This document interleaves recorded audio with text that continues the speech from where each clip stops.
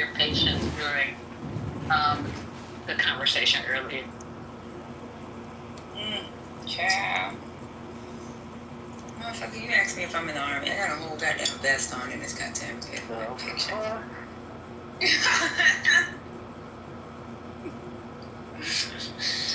Whether it's aftermarket or not, I got a whole vest on in this picture.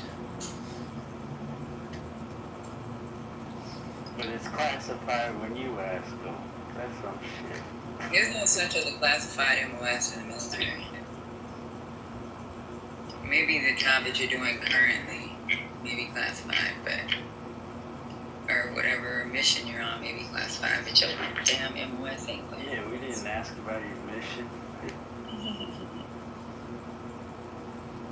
Stupid. Well, anyway, that was an interesting conversation. It was funny that happened as you had paused the clip to talk about somebody playing, about him playing on his socks. That somebody come playing on yours. That the irony in that was so funny to me. I'm about to tell myself Girl Scout cookies. I'm a troop leader. Yeah, I know I love cookies. Big cookies, nice one. Oh, child. I hope everybody had a good weekend.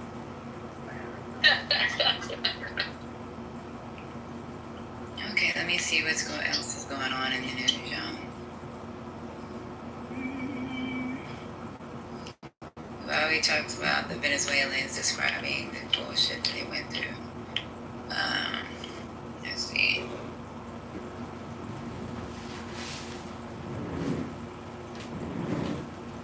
And we are setting up food centers. Well, they said we're setting up food centers because of the.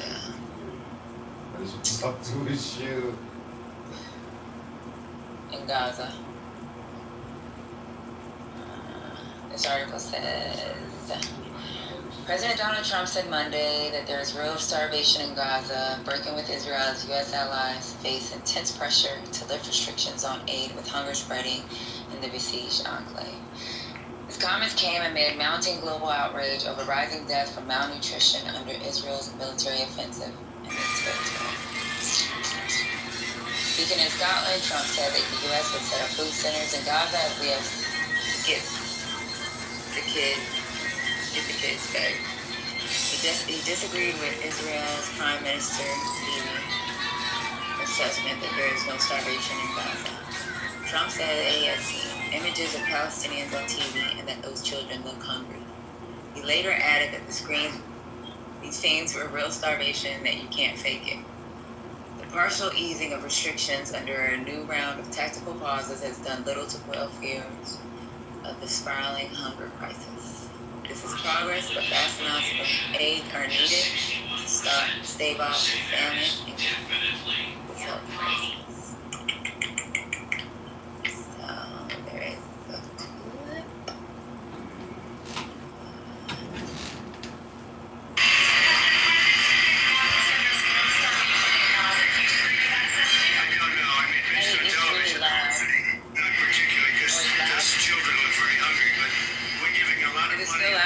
That's better, thanks. Other nations are now stepping up.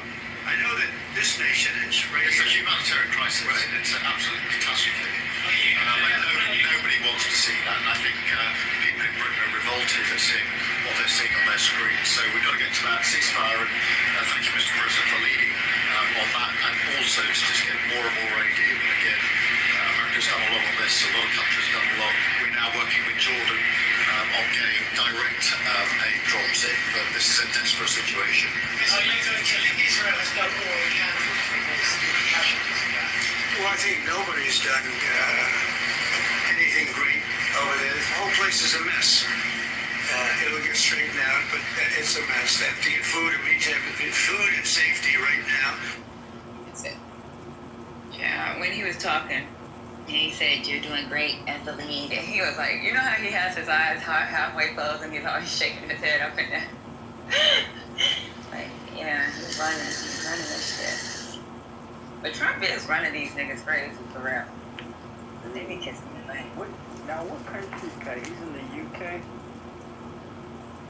He's in Scotland. He was in Scotland. Yeah, I saw a lot of news with, like, there's a private girls' school that shut down just for his visit. I don't know if it was a fuck you or if they seriously were concerned about safety, but they said they shut it down for safety concerns just because of his arrival. Yeah, a lot of people don't like him. I think that was a good call. And in regards to the aid, I've been seeing most recently breaking news that the aid trucks were arriving empty, simply arriving empty into Gaza. So it's like Israel is very desperate for food, and they're not announcing that. But yeah. So they're arriving empty into that one? Because they're basically what's the word, like seizing. They're seizing all the aid before it even enters the, and they're celebrating it too. There's footage of them, blocking the aid trucks, wiping them clean, and then letting the aid trucks go in with whatever's left, but there's nothing left on it. That's why it's insane. It's out of control. It needs to stop. Let me look that up, because I haven't heard of that. I'm sorry, I stepped out for a moment. Did Donald Trump address the Palestinian situation? Is that how we got here? Yeah, he kind of did. He did. In a very passive-aggressive way, Dr. A.G. said, oh yeah, they look kind of hungry. While the UK is playing good cop, and then adds, oh no, it's a big crisis, but nobody's discussing Israel. They're all beating around the bush with the IDF, and it's specifically Bibi. They're all protecting Bibi. I didn't think he just said, "Oh, they look hungry." I didn't get that feeling, and I'm not a fan of him. It didn't feel like he was just saying, "Oh." It did sound like he thought it needed to be prioritized and something should be done about that. That is what I got from it. I didn't get a. Now it wasn't it wasn't direct saying, making accusations against Bibi. That I agree with as well, but it didn't feel like it was like, oh yeah, there's just a couple of hungry kids. That's not what I got when I listened to it. I can't say, like, it's a feeling we're kind of talking about, so I'm not going to argue that your feeling may be different about that, but I wanted to just be sure that I should play it again, but I heard him very clearly. He said nothing else, nothing more besides they look hungry.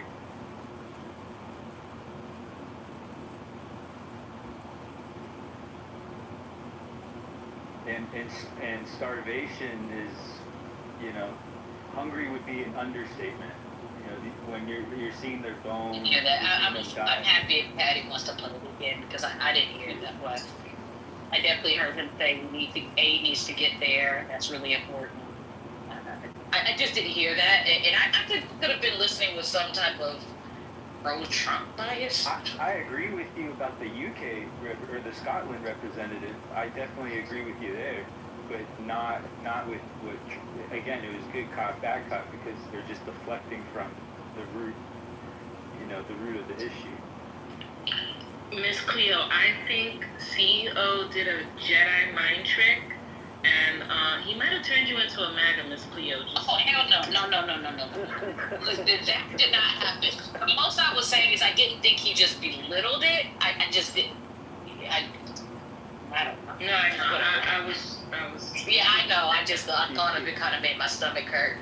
So. Yeah. CEO could never do that to Miss Cleo. Hell no, don't do that to her. But I would agree though that he tries to condition people to just accept the rhetoric, because he's been conditioned to accept the rhetoric, whether it's, but no, unbeknownst to him or not, he does become a little too complacent when the whole subtext of whatever he's saying, Trump, whatever he's saying, the subtext is relax. Oh, they look a little hungry. He didn't say little, but he did say, oh, they look hungry. It did sound like he was belittling the situation. Yeah, I'm happy to listen to it again. Maybe I'll even do it on my own. I just didn't hear it that way. I did hear, Yeah, I don't think he made a big deal out of it either, but I just didn't. It didn't feel belittled for me. But Right. part of Clubhouse is, the space to agree to disagree. So I'm also okay with that. Fair.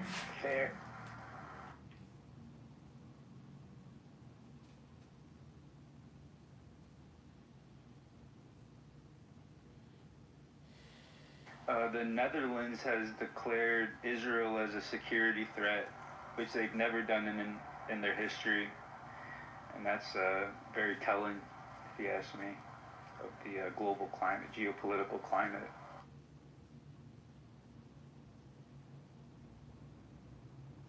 What just happened? The Netherlands what?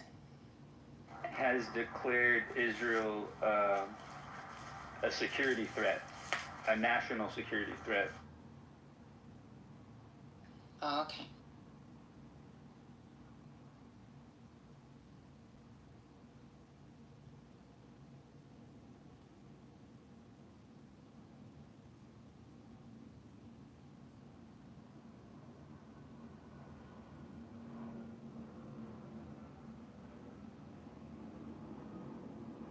Okay, I think I found the clip. Fuck.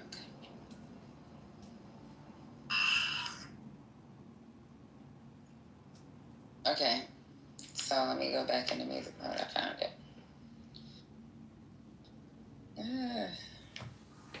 He sounded sincere to me. I don't know. I don't know. I mean, based on television, I would say not particularly, because those children look very hungry. But we're giving a lot of money and a lot of food, and other nations are now stepping up.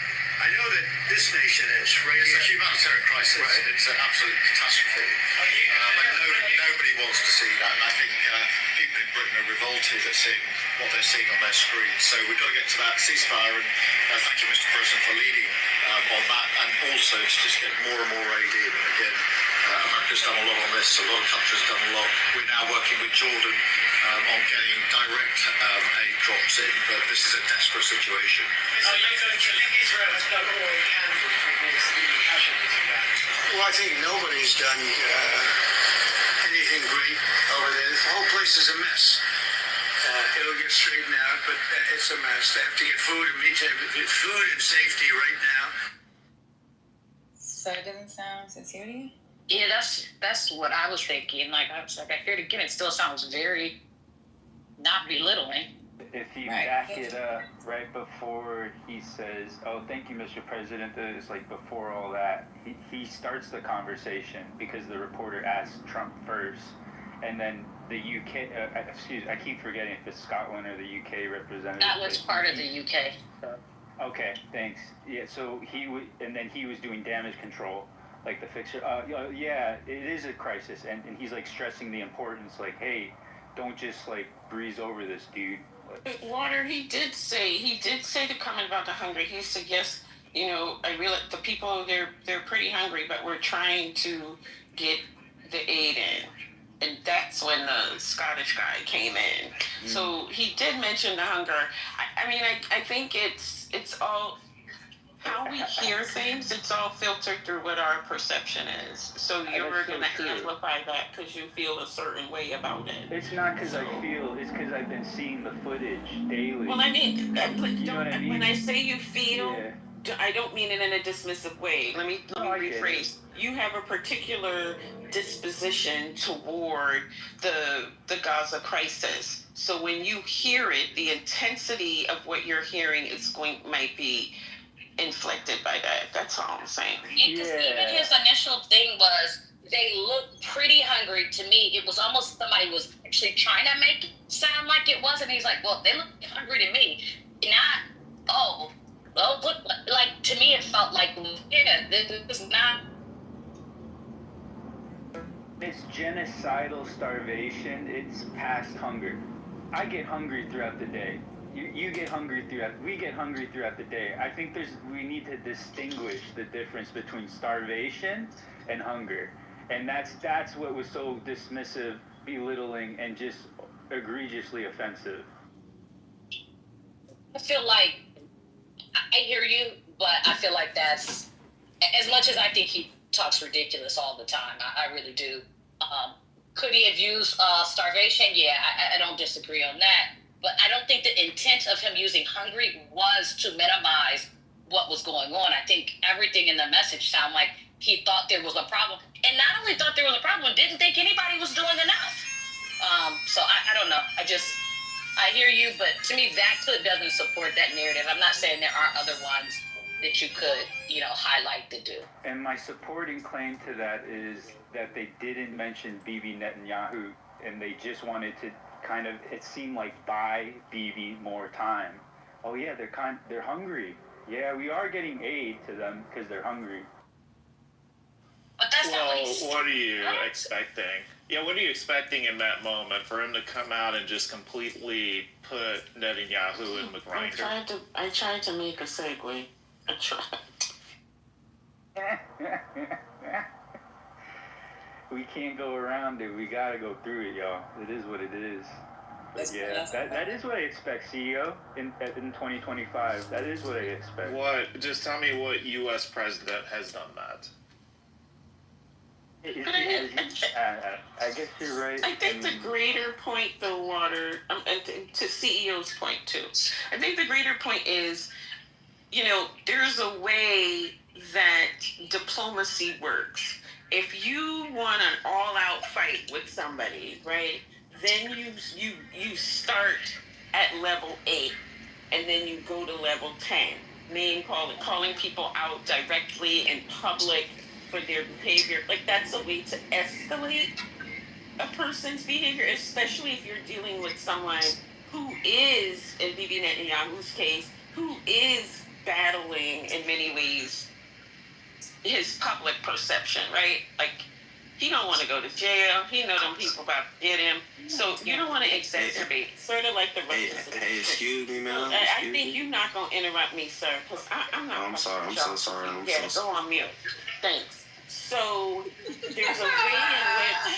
there's a way in which the diplomacy has to work, and you can escalate within diplomatic, right? Within the diplomatic process, you can escalate. But to go on TV and to call him out in whatever way you're talking about without having that as a direct conversation with him, I think it's inappropriate. Now, if they've talked about this stuff to a certain level, great. And I get what you're saying, but that's not our president's job. Our president needs to go to the international agencies and say, look, y'all need to be doing this, do that, let's get together. Like, you just don't do that. And I get what you're saying, but I just think that that's just not where we are. And I get what you're saying, what you're not saying, but what's clear that there's an issue with the U.S. sort of protective, or the sort of protective thing that they put around Israel when it comes to things like this. I get that. But I don't know. I just think not exacerbating the situation is an issue. I agree with that wholeheartedly, and I'm not trying to exasperate. And I specifically agree with being diplomatic and using diplomacy with this matter, even if it is emotional, and to not bring emotion into it like a journalist. So whatever has to be done or said has to be done or said.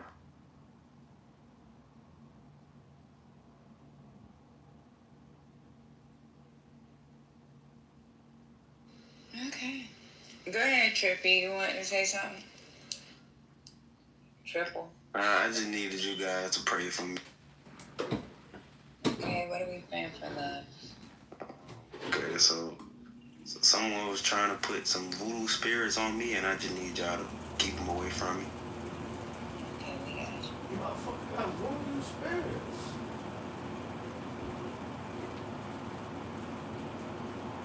What the hell y'all got going on in here this morning? So Dr. AG, will you commit to not using voodoo anymore? Well, fuck you too, CEO. Hey, don't talk about the CEO like that. Too early. See, I'm gonna tell you, there's some things, people, maybe it's my neural processing, but but there's just some things I don't joke about. Yeah. But do you think I'm joking? I'm not joking. I'm dead serious. I wasn't referring to you, sir. Notice I said CEO. So that means I was directly responding to Yes, this ma'am. Yes, comment. ma'am. I got it. That's okay. We gotta just make things clear. And I'm gonna pray for you, brother. I've had everybody but the CEO, because fuck him. I literally sent out Thanks, a prayer Brooklyn. Good morning to you the as day well. of. I hope you have a blessed day, Brooklyn. The blessed day to the fuck you is hilarious. Now, what's up, y'all? We're trying to talk about. I've been in and out, not really listening, but sound like you had something to talk about, so. That's hilarious. You ain't paying no attention and want us to recap because you ain't listening to us. That's what you just did. You just said, hey, y'all ain't really matter in my life earlier. Now I want to come in and have you tell me what you were doing when I didn't care about y'all. We were talking about how people randomly call them off mic and curse people out. I knew you were going to say something. Nah, we listened to the Trump and the Scottish guy chit chat. We listened to that. My patience is just. I thought I was a patient person. Then I come on Clubhouse and somebody asked for a recap. I start actually recapping, and we got a person just coming off the mic for no damn reason. Shut up. Do y'all not feel the same way I feel Shut though? up. Anyways, Man, fuck you so too, we man. were Fuck you in some bitch. not interested in that. Sorry, I don't want to fuck Wait, you. who said that? Oh, okay, he's gone. Okay. He's a Thank kid. I went to his pictures. He got like his little Snapchat photo of him and his homeboys making gang signs, and they look like they're 15 or 16. So like, I was a little kid. I still pray for him though. Yeah. I prayed for. I said the prayer up right away. Yeah, no weapon being formed against my man. If you go One of the- to a couple of- kid, That's better than me, because I'll be praying for people like that, but whatever. Well, I prayed before he went off the rails, and I figured my prayer for him to be protected ain't gonna do me no harm. We gotta pray for each other. We know you Well, I ain't got pray to for do nobody, nothing. Brooklyn. How was your lesson now? What she said? I said, I don't pray for nobody. yeah, I just said we know you ain't praying for nobody. Nah, I'm a heathen. you're not a heathen. I pray for myself, then I hurt nobody. That's what I pray for. Actually, that's praying for a lot of people then.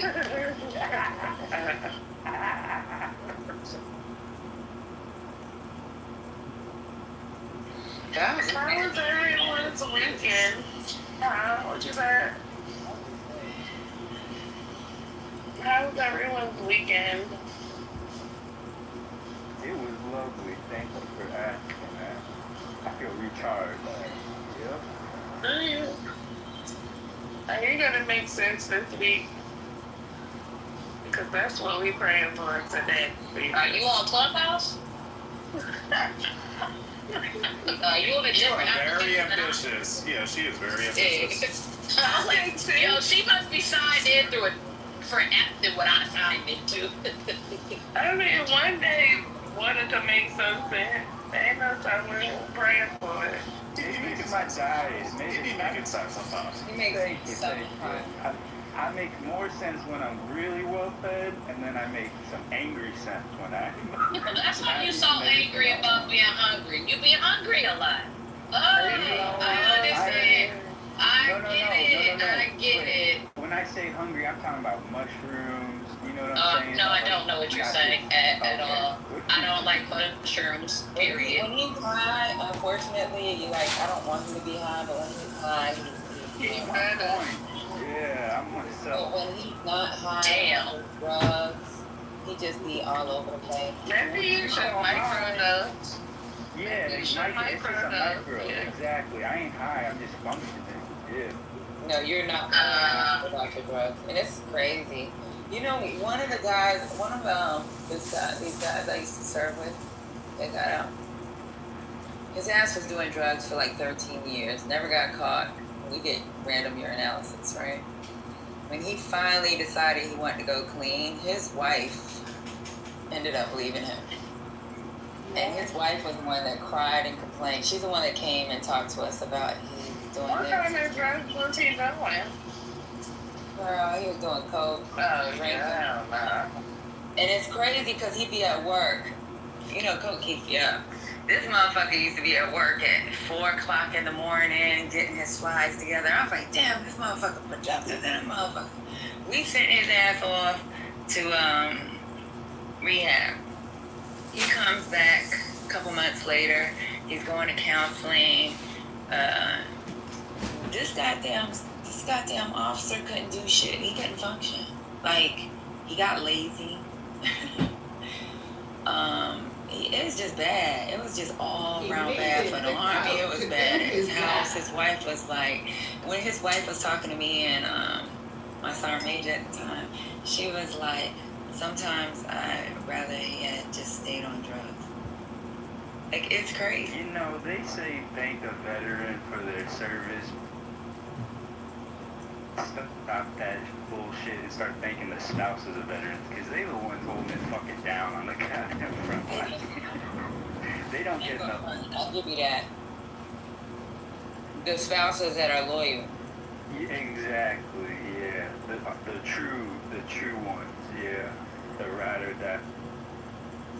But don't do that, the veterans be cheap too, you know what I'm saying? I was thinking that I was gonna keep my mouth to closed, because I know when I've been living abroad, you gotta find out if somebody's single or just single in the country they're in. Yeah, they call it PUI. That's some bullshit. Oh wow, that's a thing.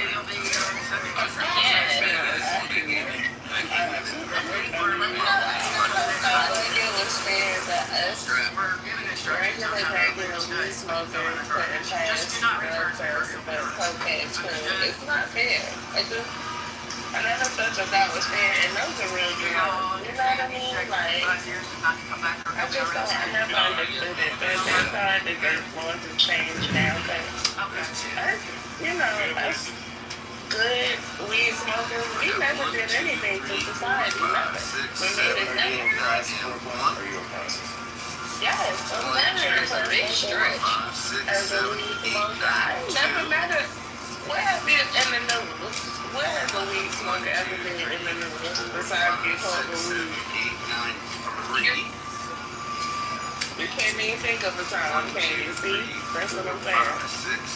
Weed smoker,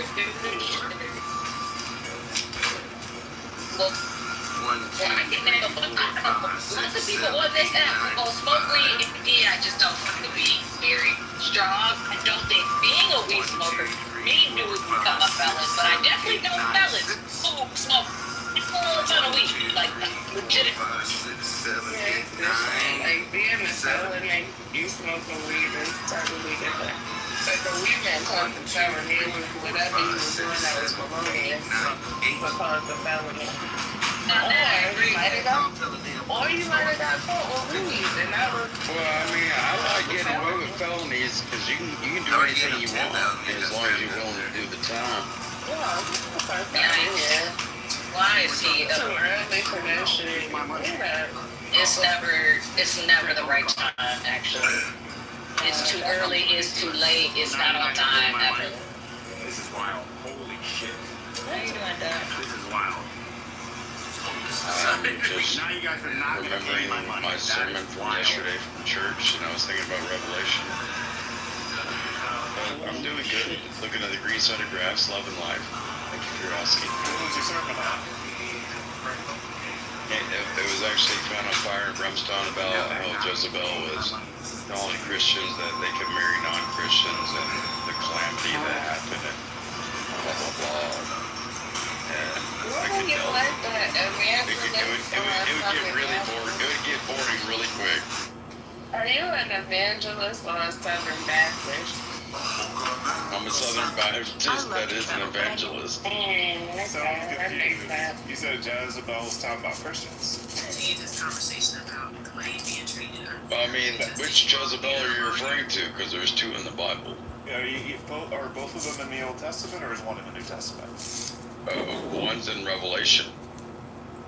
Oh, got it. Okay, I got it. That's the last book of the Bible.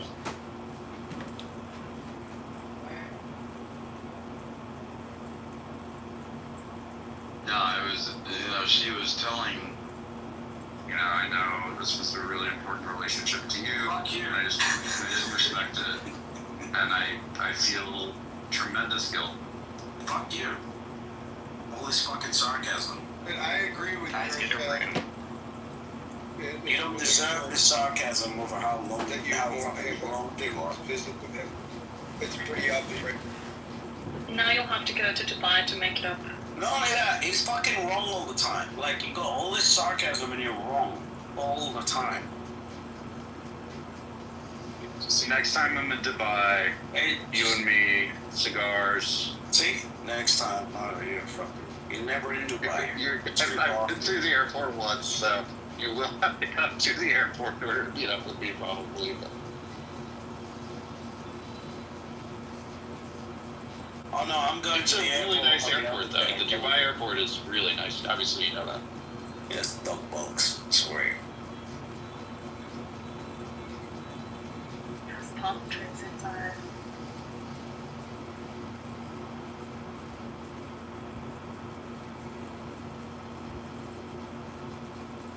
New York might be. JFK might be the worst airport I've been through in America. No, it's Miami. Miami is really bad. You sat in their lounge, okay? First class lounge, didn't even walk the airport. What the hell are you talking No, about? on the way in, on landing.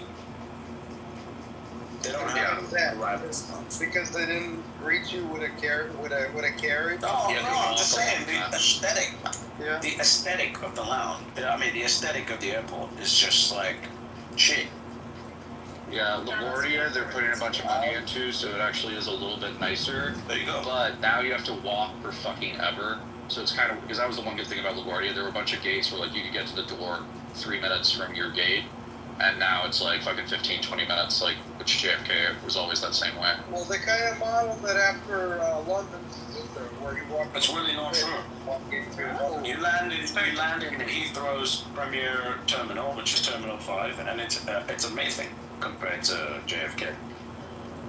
Yeah, I appreciate landing there because I get my 45-minute walking exercise. You get your 45-minute walk.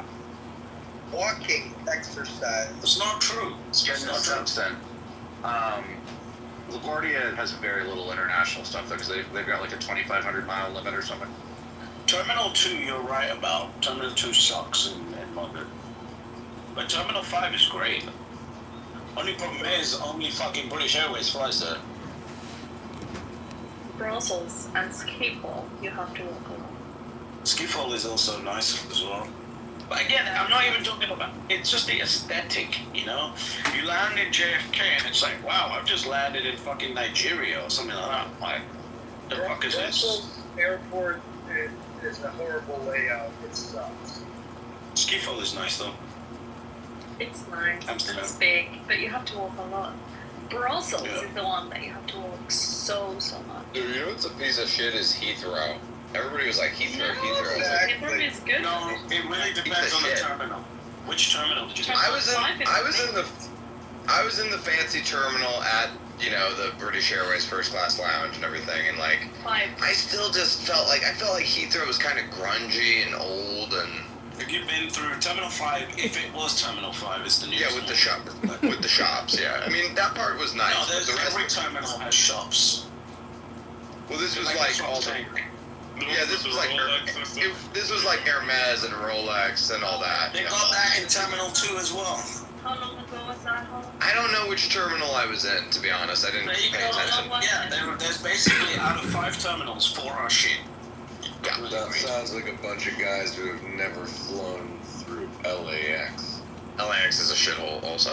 Yeah, it's also. Most airports suck. Dubai is very nice. Well, Yeah. Singapore is amazing. Qatar. Yeah, it's mostly the Asian ones that are. Abu Dhabi's great. Anywhere with a good leader actually has a good Have airport. a proper private terminal. It's because they're all brand new. Go Well, on. it's a separate terminal. It's for not peasants. We're all, see, Andrew's just stunting on all of us now. We're all fucking peasants. Yeah, American airports are shitty because we built ours first, so they're old and, you know. See, David knows. That's The richest country on earth can't afford to rebuild an airport. We have nice airports with brand new terminals and everything, but I like actually think Vegas is a decent airport sometimes, like compared to most. Vegas is fine. It's a good, solid. Miami's getting better. DFW. For the U.S., Vegas is very nice. It's not like anything like the fancy Asian. Of course not. Vegas, you know what's nice about the Vegas airport is it's the best run airport in America. You know, like I never have problems at Harry Reid. Never. Is Abu Dhabi nice now, British? When I went through there, It's not as nice as Dubai. There are more cranes there than I've ever seen in my entire life. Yeah, no, they're rebuilding it. They're actually rebuilding it. They're not rebuilding. They're building a second airport in Dubai as well, which is going to be great.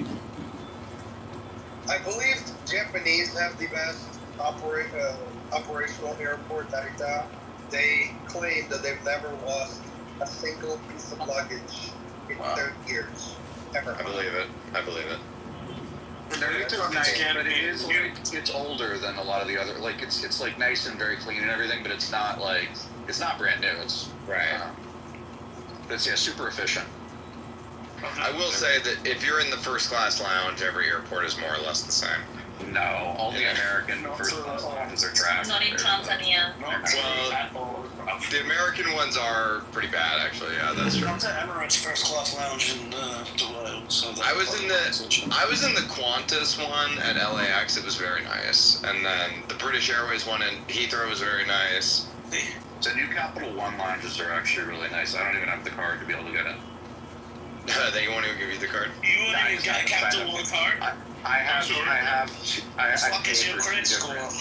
I paid for 2 different high-end. You open up Equifax and it just says always wrong.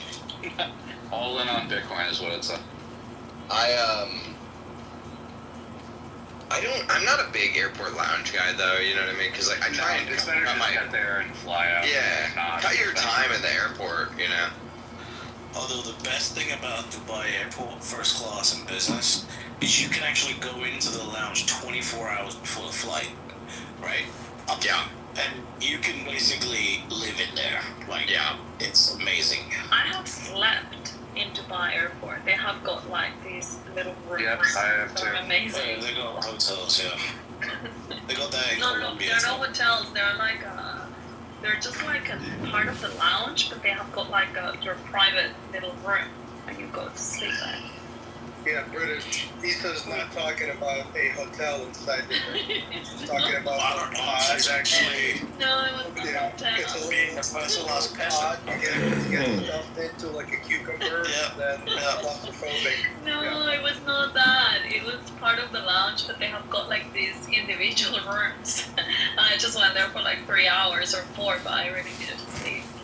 Yo, our treasury companies are getting fucking ass raped no lube right now.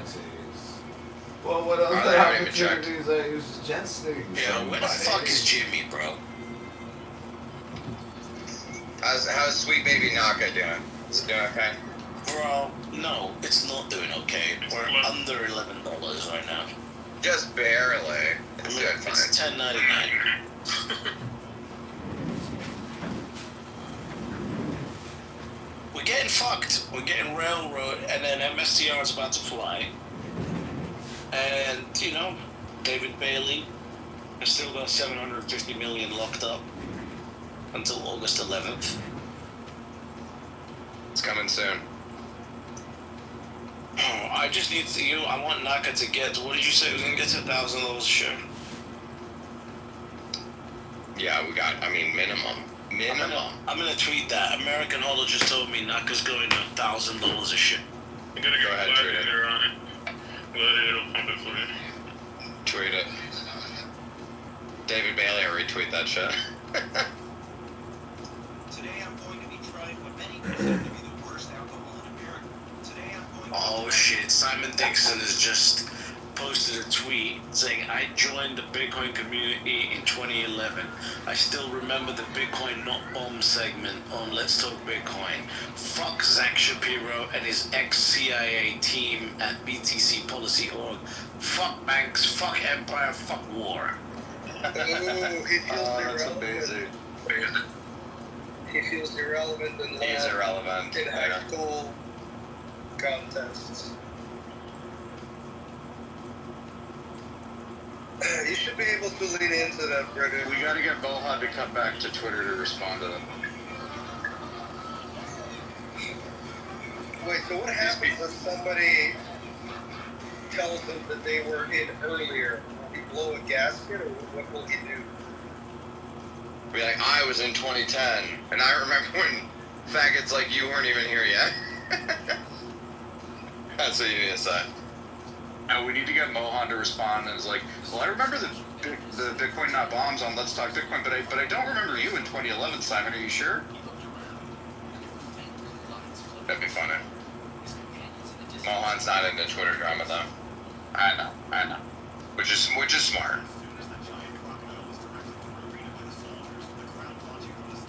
John, are you It's okay? actually Mohan's best take.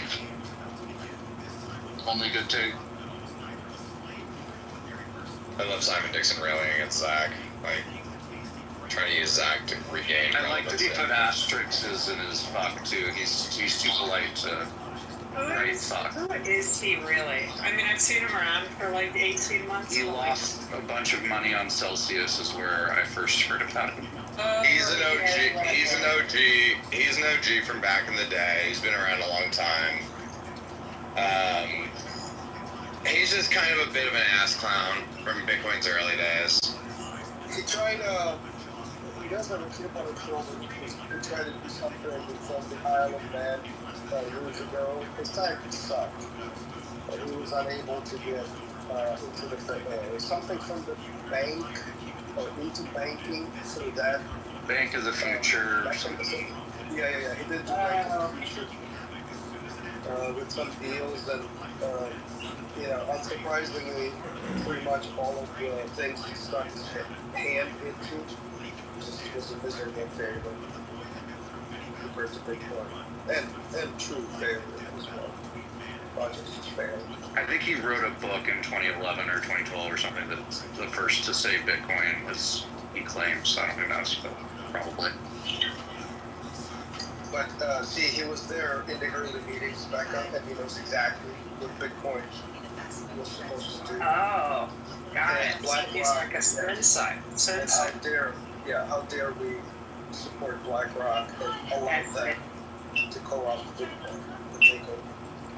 So, but he's our leader. Play with him, British. You can play with this guy gingerly and just bust him. Zach already broke him. He's very fragile right now. Becca, you can't listen to the American version of events. You got to read the Soviet history to really understand what happened. Yeah. The fact that he's acting this way does let you know that Zach got to him. Yeah. Yeah, it's like a full 24 hours later they posted this.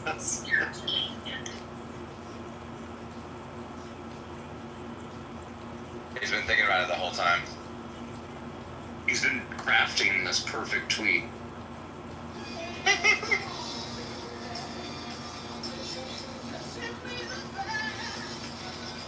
Yeah, Andrew's right. I mean, there are a lot of these people. Andrew knows a lot of them. I know a lot of them. Who are very early. Many of them who fucked up their Bitcoin holdings. I mean, frankly, like they should have a lot more Bitcoin than they currently do, but they were imprudent, and so they don't. And they thought that when Bitcoin finally arrived and did all the things that they said it was going to do, that they would be celebrated, and that they would be playing the role of Michael Saylor and have worldwide acclaim and all this kind of stupid shit. And they didn't realize that, like, nobody cares about them. You know, nobody knows who they are, nobody cares. It's just some guy from the early days. Who cares? What have you done lately? That's sort of everyone's feeling. What have you done lately, bro? Nothing? Okay. Oh, wow, Simon actually posted the full 13 minutes of Zach ripping into a part. I hadn't heard that. I gotta go listen to this. I didn't hear it either. I should go listen to it. Somebody pipe it in. JC, pipe it in. Let's listen to Zach tear apart Simon Dixon. It's on Simon Dixon's Twitter. The tweet where he says Zach Shapiro can taste this nut, Zach, or whatever it is.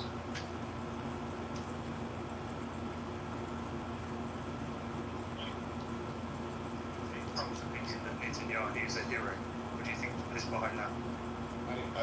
First of all, I don't know what that has to do with this, and I don't know what you're talking about specifically. What statement by Trump were you? So Trump came out and called Netanyahu a hero while they visited the White House. That has nothing to do with the conversation. We're talking about trying to decide. Yeah, well, it's boring. Like, let's move forward. But your commentary is about like, what do you think of opinions somebody else said about somebody else? How is that relevant to trying to decipher a scientific or medical? I want to understand that. I like to understand who's standing up for the Bitcoin policy. I get lots of messages. Yeah, it's about understanding who Zach is, just like you can understand. So, do you believe there's a starvation campaign in Gaza right now, Zach? I'm not going to get into Middle East politics.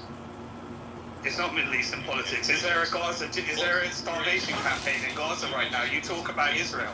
You talk about Israel, Zach, all the time. So, why do you believe there's a starvation campaign in Gaza right now? But by starvation campaign, you mean intentional effort to starve people? Yes. Not that I'm aware of, but I am not an expert.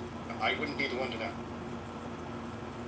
Okay, so you don't see the Holocaust that I see. I don't think I see something I would describe as a Holocaust. Using your legs was the best. Right. Okay. So your line of logic, Zach, use and weight the experts that you believe would be able to make the correct judgment on that, and then give your answer. Based on the reporting I've heard, and I can't stress enough that I am not an expert on Middle East politics or what's happening in the Middle East. I don't speak for the Bitcoin policy. No, it does matter, because here's why. We don't have to have an opinion on everything that happens. But Zach talks about Israel. He does have an opinion. He does have an opinion. I have to have an opinion on what vaccines are. But Zach does have an opinion. He discredited. He does have an opinion on Israel. I don't control. Zach, what's your opinion? What's your opinion on what Israel is doing right now, and why is Trump backing it? Why is Trump backing it? Again, this. Yeah. Why is America paying for the highest court in the world has classified as a plausible genocide? I will humor you and give you my personal opinion on that. I want to say I am not an expert. I do not have any inside knowledge on this, and I do not speak for BTI on this. And in fact, I disagree with people at BTI. My view on what Israel is doing is that Hamas is the bad guy in this war. I think Israel's not being careful enough not to harm civilians, but I think it is very hard not to harm civilians when Hamas is in a tunnel structure that they built that they keep their civilians out of. Right? And you can't figure out that nobody's blowing up any tunnels when they're on tunnels, and all they've done is taken 70% of the land, and they've concentrated them in a camp right now while they're starving them and haven't let them food for 3. You don't even follow it. You comment on Israel. I know the stated aims of Hamas, which actually is to kill all the men, women, and children in Israel. Right? That is what they say. That's what's in. That's not the definition of a genocide. All right, let's get to something more fun. Okay, I mean, look, those are. No, I just want people to know who Zach is, and why is America? Why is America that's funding a genocide right now? Why is this a taboo topic? Why are you not outraged by what your government's doing right now? Why is it that that's a taboo topic that no one can talk about? When Zach talks about Israel, I mean, surely this is one of the most topical things that we should be talking about. There is literally a starvation happening. If you were watching a Holocaust during World War II, would you say something about it, knowing that the American government is paying for it right now, and Trump called Netanyahu a hero, while literally there is a starvation campaign going on right now? Why is that not a topic when you're somebody that wants to talk about Hamas and Israel, Zach? Well, first of all, I don't talk about Hamas in public. I'm giving you my view, which is that I don't see it the same way you do. I do not see it as a genocide. I think we mean different things by genocide. Since you just said that killing all men, women, children is not genocide, I'm not sure. No, just go to you're a lawyer. Go to the Geneva Convention definition of a genocide. There are 5 characteristics of what a genocide is, and the highest court in the world has ruled it as a plausible genocide. And you know that your government is corrupt And you know it's connected to Jeffrey Epstein. And you know that all of this is connected right now. That might also be Point taken, man. Let's all take back to Bitcoin, maybe. Well, let's go back to Bitcoin price. Come on, guys. I'd like to, as soon as it comes to talking about the real issue and what America's funding right now, and how it connects to Jeffrey Epstein, and how it connects to everything. I would like to ask Simon, did your government commit starvation in Ireland? Yes, they did. And Yes, my government is a fucking travesty in terms of its history, and they rewrote history in order to try and paper it up.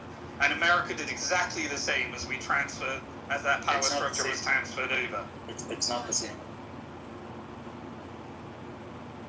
Okay, and I really appreciate the Irish for standing up for the genocide case and getting behind what the absolute crimes against humanity that the American government is paying for right now in Gaza. There is literally a Holocaust. Yep. Yes, God, British starvation.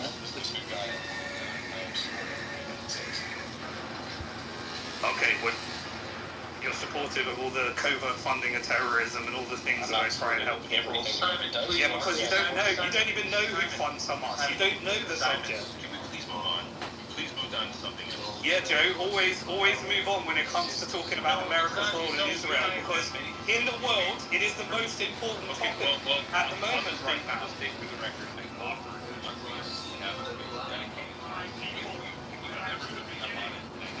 Absolute bullshit. I told you to name the time and place. Okay. Now, if you wanted me to organise it, then fine.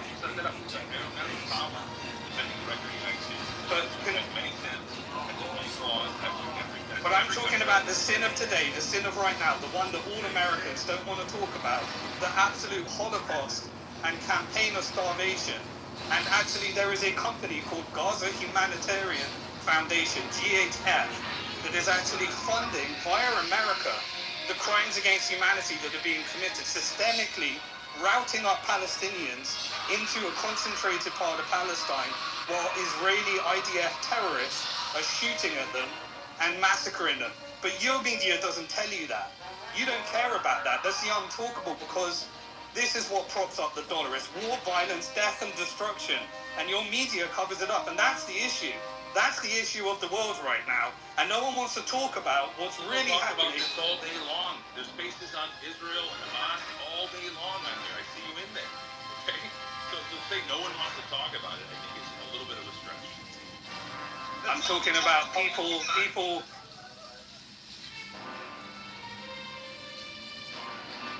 Go ahead, Simon. Why would you say nothing about that? Are you happy with your government committing a Holocaust? A lot of things in government, but areas of if you're not on the ground seeing what's happening, you're not an expert in it. And I'm not an expert in it. I try not to talk about things that I'm not an expert in, unless I'm asking questions to try to be more informed. Now, what I will tell you is that there are many things the United States is doing, both domestically and internationally, I do not agree with. Okay, I speak out where I can, where I think my voice matters as a subject matter expert.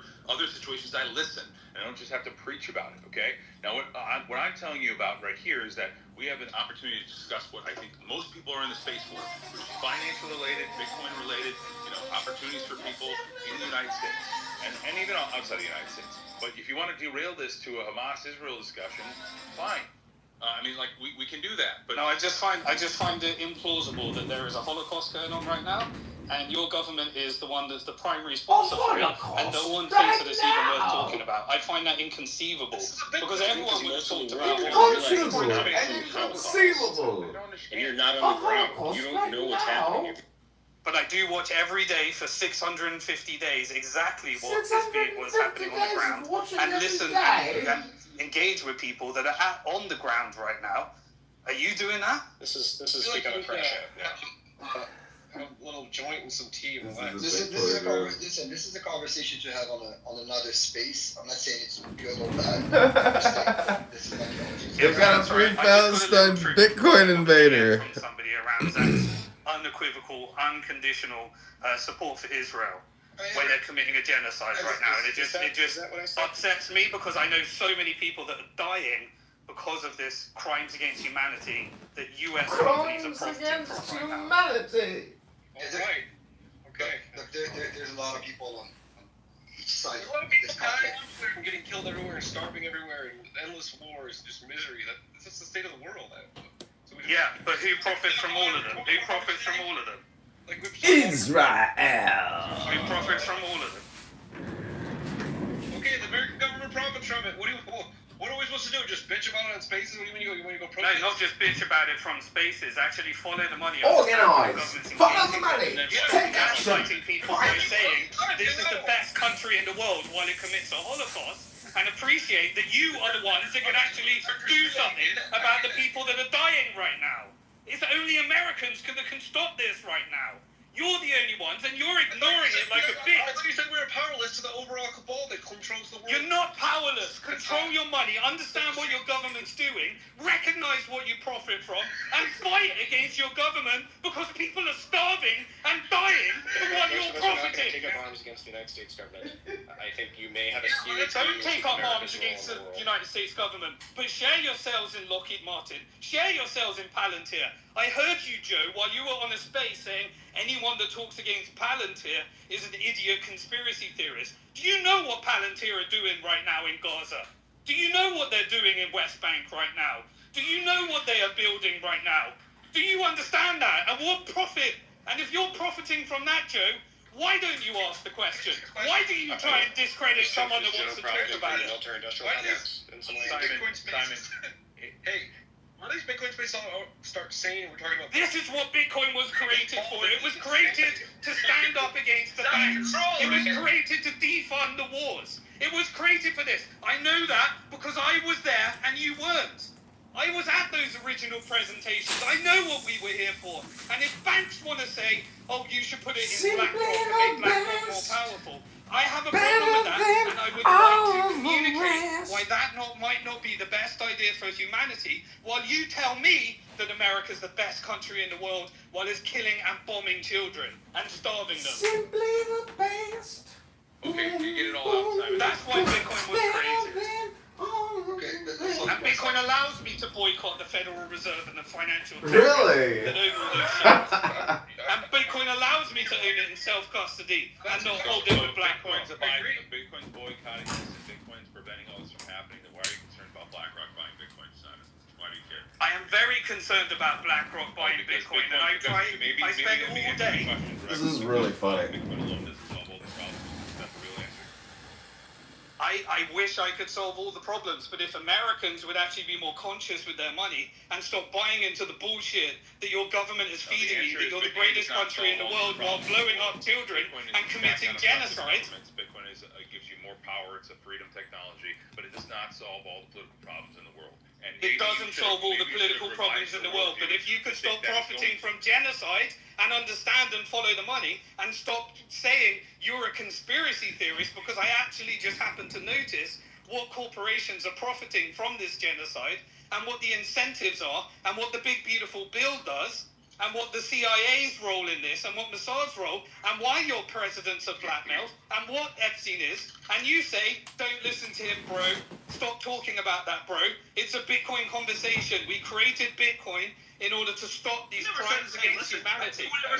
For folks in the audience, Joe said that I shouldn't be when talking, people talk but about, I'm not it's conspiracy theories. I'm just following. Hey, guys. This is always how it ends.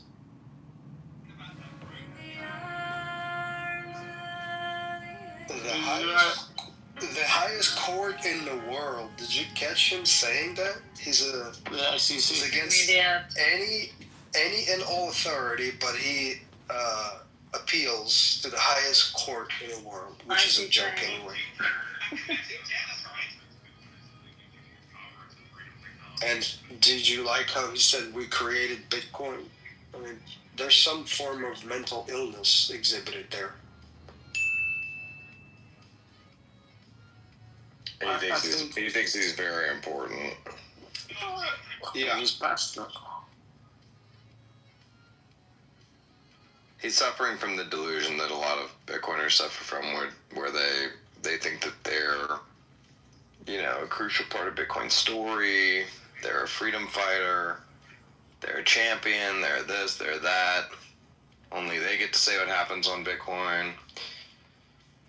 And Bitcoin's an open, permissionless global network, and so You're just another participant on the network at the end of the day. It's probably just hard being right all the time. If you're right about Bitcoin, you just extend that to everything else. That happens too. Sounds like the Greta Thunberg of Bitcoin. This is a classic libertarian trope, also. I love the Irish guy sliding in there and being like, what about your government? Like, yeah, bro, the British government is also extremely evil. And they were involved in the Jeffrey Epstein thing, too. But that's not a good argument. Like, Simon... Well, no, he's screeching about the American government. He's not screeching. We hear Americans screech about how great America is, too, right? But, like, he's just passionate. Like, the guy had a fucking meltdown. A little bit of screeching going on there. Well, there's Americans screeching in this room every day. He's always screeching. A lot of screeching. For 2.5 hours. Yeah. You could take his recording from 2 years ago, play it today, and no one would be able to tell the difference. It's Andrew's right. Andrew's right. You could take it from 8 years ago, Andrew. Fine, but that's not the point, though. Like, you know, it is what it is. Like, he's passionate about his bullshit. Whether you think it's true or not, like, he's having a fucking mental breakdown. Well, yeah, that's what I'm saying. It's cringe. I mean, I'm sure Lee would agree with him. I've never. Lee does agree with him. I've never heard British white knight for somebody. I'm just the patriotism I'm witnessing right now. I'm not white knight at all. I just the British brotherly love. I've never seen it before. This British kindness from British soul. It's nice to know he's got some patriotism, actually. I like it. I'm not even being patriotic. I don't think that's not the case here. Like I think Simon. Like I didn't realize that he had that much of a fucking mental breakdown. Like when I was laughing at it, I was like, "This is nuts." Yeah. I don't think it's nuts. I mean, like to your point, like a lot of people, myself included, have hit breaking point and like lost their shit before. And it was obvious that that's all that's happening, but I mean, it was pretty screechy. It was not somebody at their best. Right. No, I mean, as I'm not going to mock him in that moment. I will. Because you're American. No, because I hate libertarians who act like this. Yeah, I think you can take people to he's a libertarian retard. When they cross the breaking point, I think that has to be yeah, I agree. I mean, you don't have to, like, decimate somebody, but, like, it was no difference to me than listening to, like, a Seattle communist preach about Gaza and, like, stop. It's the same. It's performative. Yeah, it's performative. That's the thing about it. It's very performative. That's why he reposted the clip. He reposted the clip of himself. You reposted these clips? Yes. He reposted. It's okay. I'm telling you, it's performative. It's virtue signaling. You know?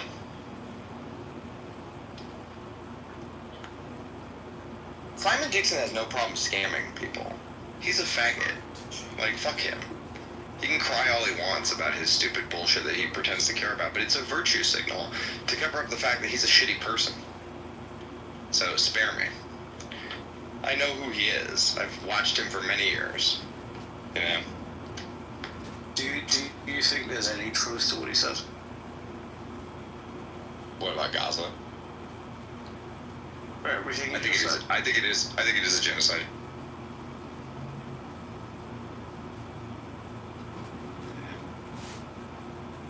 I like that. It's good. It's good objective thinking. You guys know I like trolling people as well, right? But like, I stop when they get to the fucking breaking point. I don't like that. Like, I think that's sad. Sorry if that makes me a fucking faggot.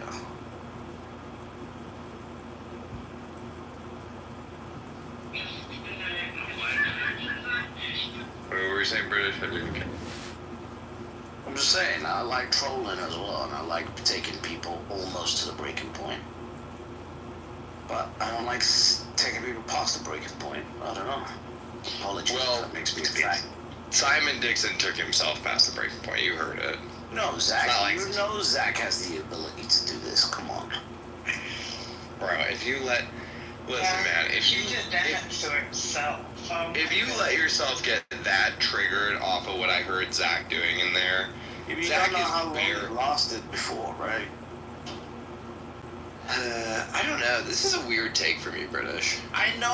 I get it. I just don't like seeing people have fucking mental breakdowns in public. Like, I just don't think that's cool. And I also think Simon has actually helped a lot of people buy Bitcoin as well. Simon's also a scammer, though. Sure. So is Max Kaiser. Max had Max Coin, right? Yeah. Simon was scamming all the way up until very recently, and I'm still not sure what he's doing. What was he scamming? Is he actively scamming? He was, that's how he got all involved in the Celsius shit, because he was, investing in Celsius, directing people to Celsius, telling people to go to Celsius, when it was the most obvious scam in the world. So, I mean, the fact that he fell for his own bullshit, I mean, I guess it shows that he's stupid rather than nefarious, but still, it's like... How crazy would it be if he's lost all of his Bitcoin in Celsius, and now he's picked up the Gaza Israel shit? I bet you he's still, like, he strikes me as an OG who's done well, but not as well as he should have. Like, so he's probably, like, worth $100 million when he should be worth several $1 billion. And that's its own kind of pain, Yeah. Yeah. Anyway. Fuck him. Listen, it's not fuck him or not or this or that, it's just like, it's kind of gay. It's like if Max Kaiser was having a fucking emotional breakdown, I would also, not like to see that. His own society is getting bent over and raped, and he cares more about Gaza. Yeah, I agree. He's dumb. He's a stupid person. He wants those people over there. Right. He does. And they're gonna stab his granddaughter. If she doesn't wear her hijab. You know what I mean?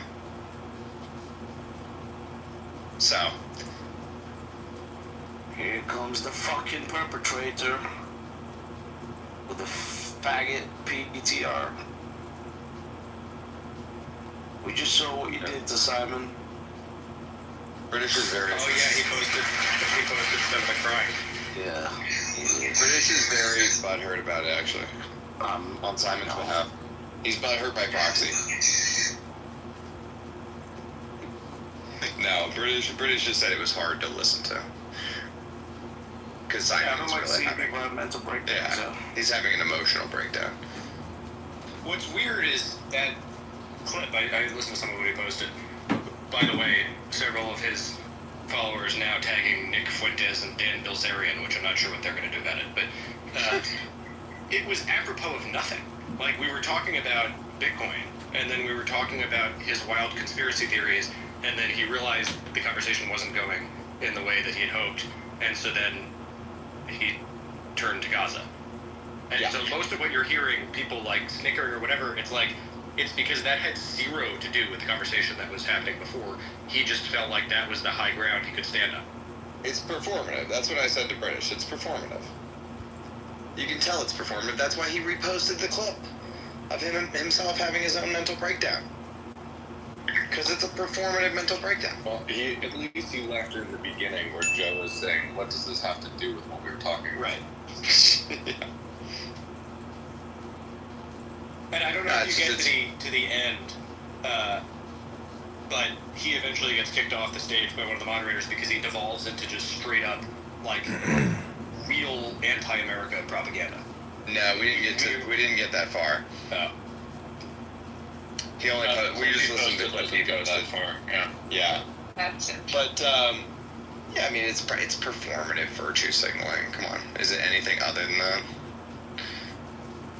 Well, the other part is this. No one for years ever poked a hole or asked him a question to clarify his position or definition.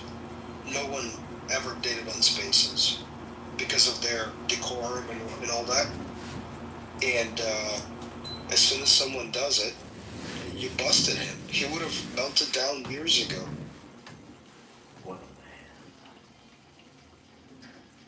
Yeah, people are allowed to spew a lot of bullshit on Spaces.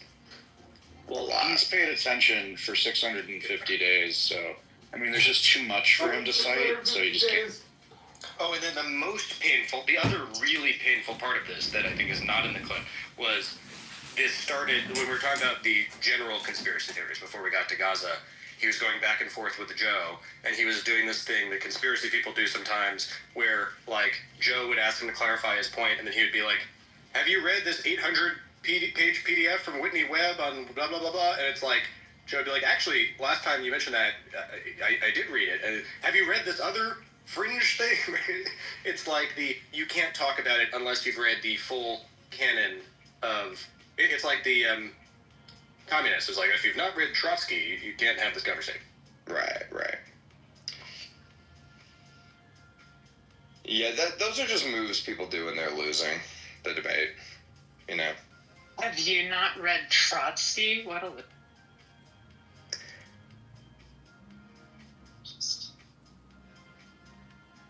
I think I'd rather saw off my foot than read Trotsky. There's no reason to read any communist. Anyway, I think he did have a meltdown, and like when somebody here has a meltdown, it is time to not smash their face into the dirt, but that's not what I heard. What I heard was somebody work himself up into a fervor and lose control of himself. Yes, exactly. And, you know, so for the purposes of performative virtue signaling. Yeah. Yeah, and then he reposted the clip for performative virtue signaling points. So I'm not sure why I'm supposed to feel bad for a person who's being triggered in public on their, for their own purposes. That's a crazy clip to post yourself, you know? Like, I would probably pay to, like, not have that posted if it was me, you know? Like, my voice is breaking. That's why I was surprised. He's doing it to show what a good person is. No, I know, you're totally right. Like, no, he did it intentionally. Like, it's, I thought my favorite part is, at first, but you're totally... My favorite part really is when the Irish guy shows up and is like, you're a British person, shut the fuck up. Like, your government starved my people. You know? I'm just like, yeah. There was no potato famine. The Brits were just stealing the food.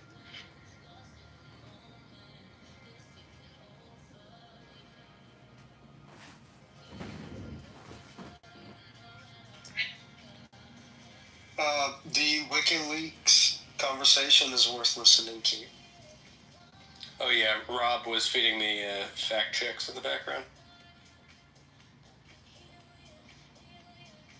He tried to make the claim that Bitcoin was basically invented to be the currency for WikiLeaks, which is, as you might recall, inconsistent with what Satoshi thought. It's literally the opposite of what Satoshi said when it happened. Satoshi was pissed about it. Yeah. Yeah, you caught him in complete BS. Yeah, but he didn't say it was created for WikiLeaks. He said when WikiLeaks came out, you know, the Bitcoiners basically supported it. Bitcoiners, yeah, I mean, yeah, they did. That's what it was created for.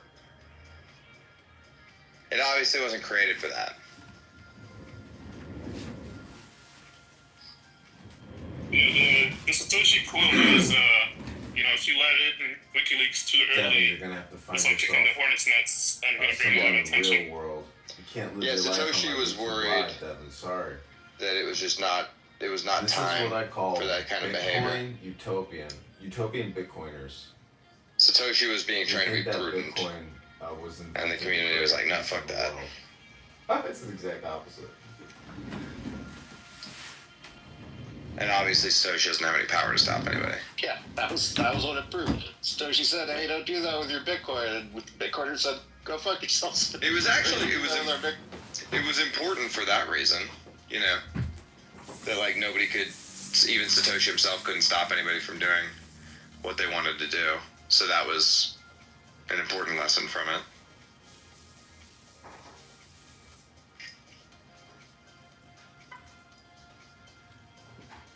Yeah, imagine if it was ETH, and so, yeah, Satoshi said that, and then just, like, everyone agreed. Oh, okay, yeah. Satoshi said we shouldn't support WikiLeaks. Never mind. Okay, we'll not.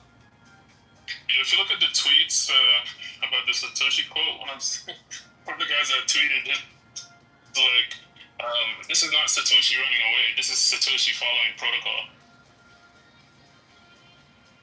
It's basically like insinuating Satoshi's intelligence or something.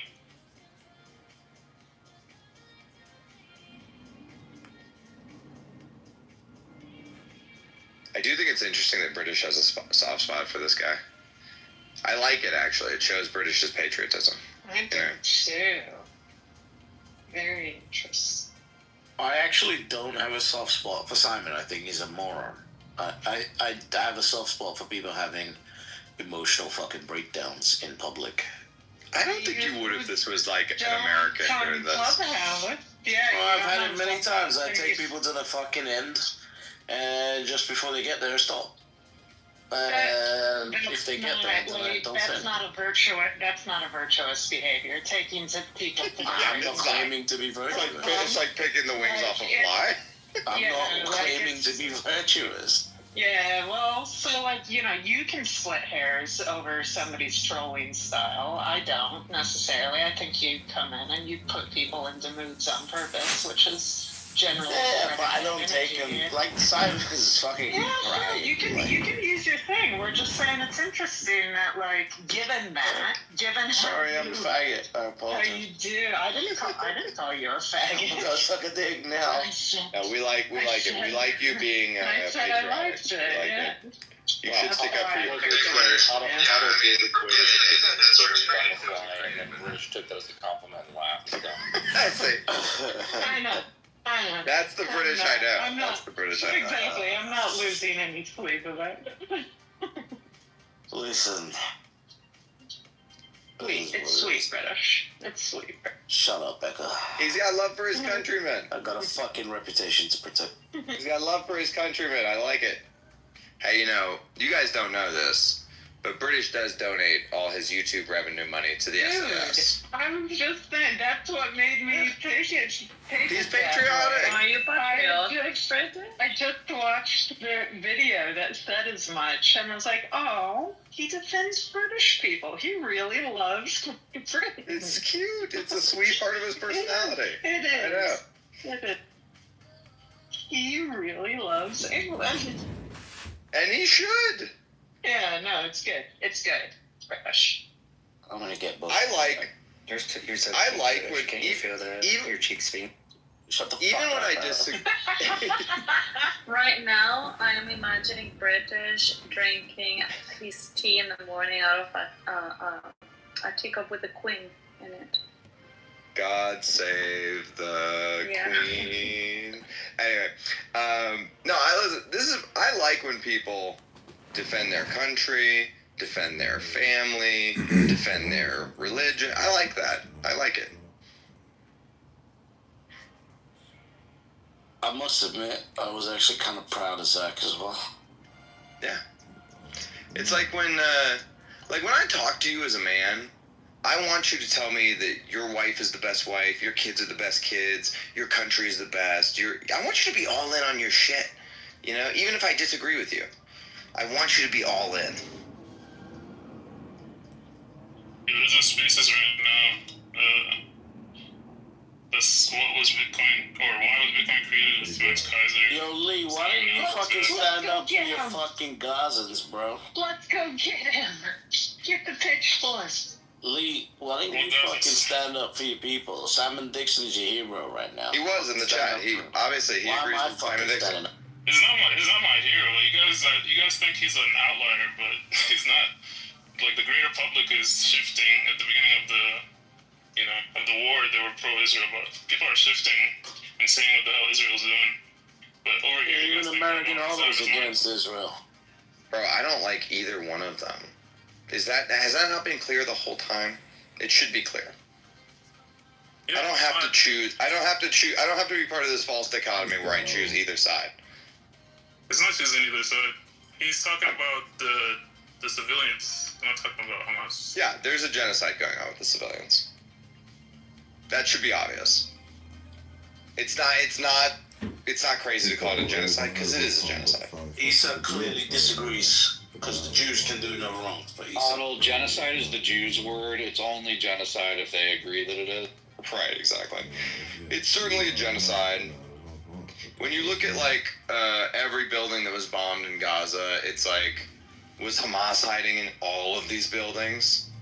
Because I don't think they were, you know? Like, Israel is systematically leveling the place so that they can come in and take it over.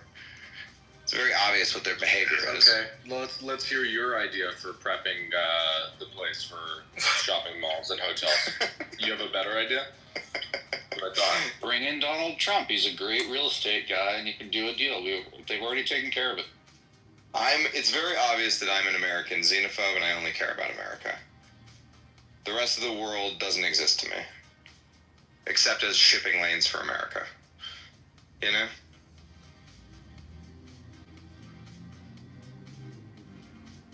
That's who I am. That's how I believe. Everybody's like, are you pro this? Are you pro that? I'm pro America, dog. And I wish the pedophiles that ran our government would stop sending money to the pedophiles that run Israel. That's my preference. No, I like when I'm not going to get my preference back. defend their country, defend their family, defend their religion. I like that. I like it. I was actually kind of proud of Zach as well. Yeah.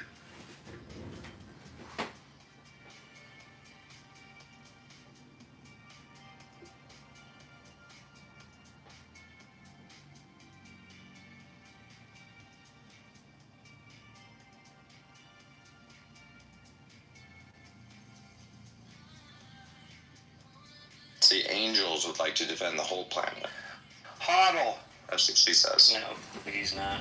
American Hodl. Hey, my friend. Mr. Stacks. What's up, bro? What's up, Freddie? Let me ask you, would you say, do you think Trump is on the Epstein list? I know this voice. Yeah, it's me, remember Zach the guy Ruda. I used to be, You met him in my room. God damn it. Remember? Go ahead. Do you think Trump is on the Epstein list? Yeah, do you think Trump is on the Epstein list? For sure. Like, what about something's up with Trump? Something's up with Trump. What about Biden, Obama, and Clinton?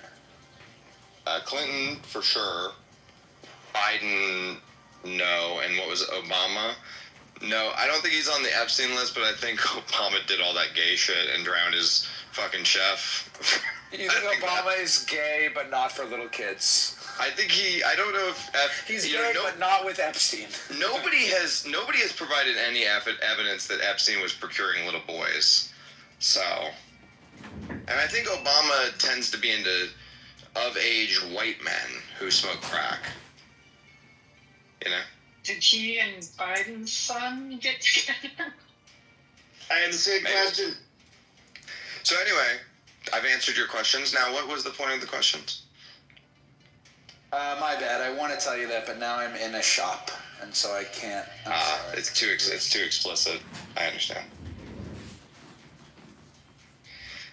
Yeah, no, I think, bro, that Trump's behavior around the release of the Epstein files, it's very obvious that something true about him is in those files. I guess I'm saying if it's a big conspiracy and all the powerful people in the world are in on it, then what are we going to do about it? We can't do anything about it. That's the point. You know?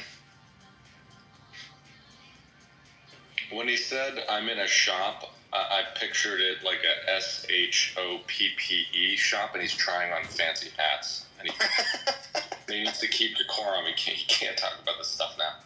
But as soon as he leaves the shop, he can. Now that you've said that, I'm picturing the hats to be feathered, and I'm picturing the area where the shop is to be Harry Potter-esque. I don't know why I'm picturing that. Like a Diagon Alley type situation. Many old laid brick. Many fine feathered hats are in this shopping area. Do you think anybody from the Palm Beach Police Department is on the Epstein list?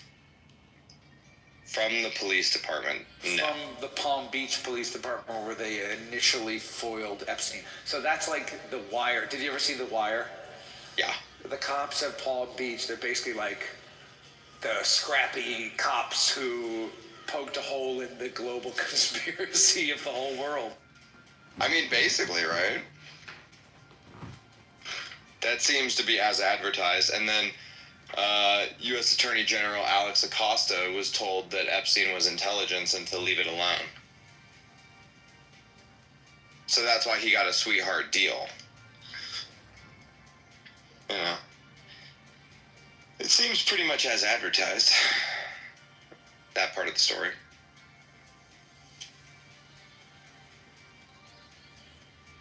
I think the elites, I mean, here's the general vibe on the elites. I think that you don't get to be in the highest rungs of power unless they have a type of blackmail on you that allows them to know that you are owned and under their control. So it has to be the type of it doesn't have to be pedophilia, but I think it has to be the type of blackmail where if it was to be exposed, you would have to be imprisoned.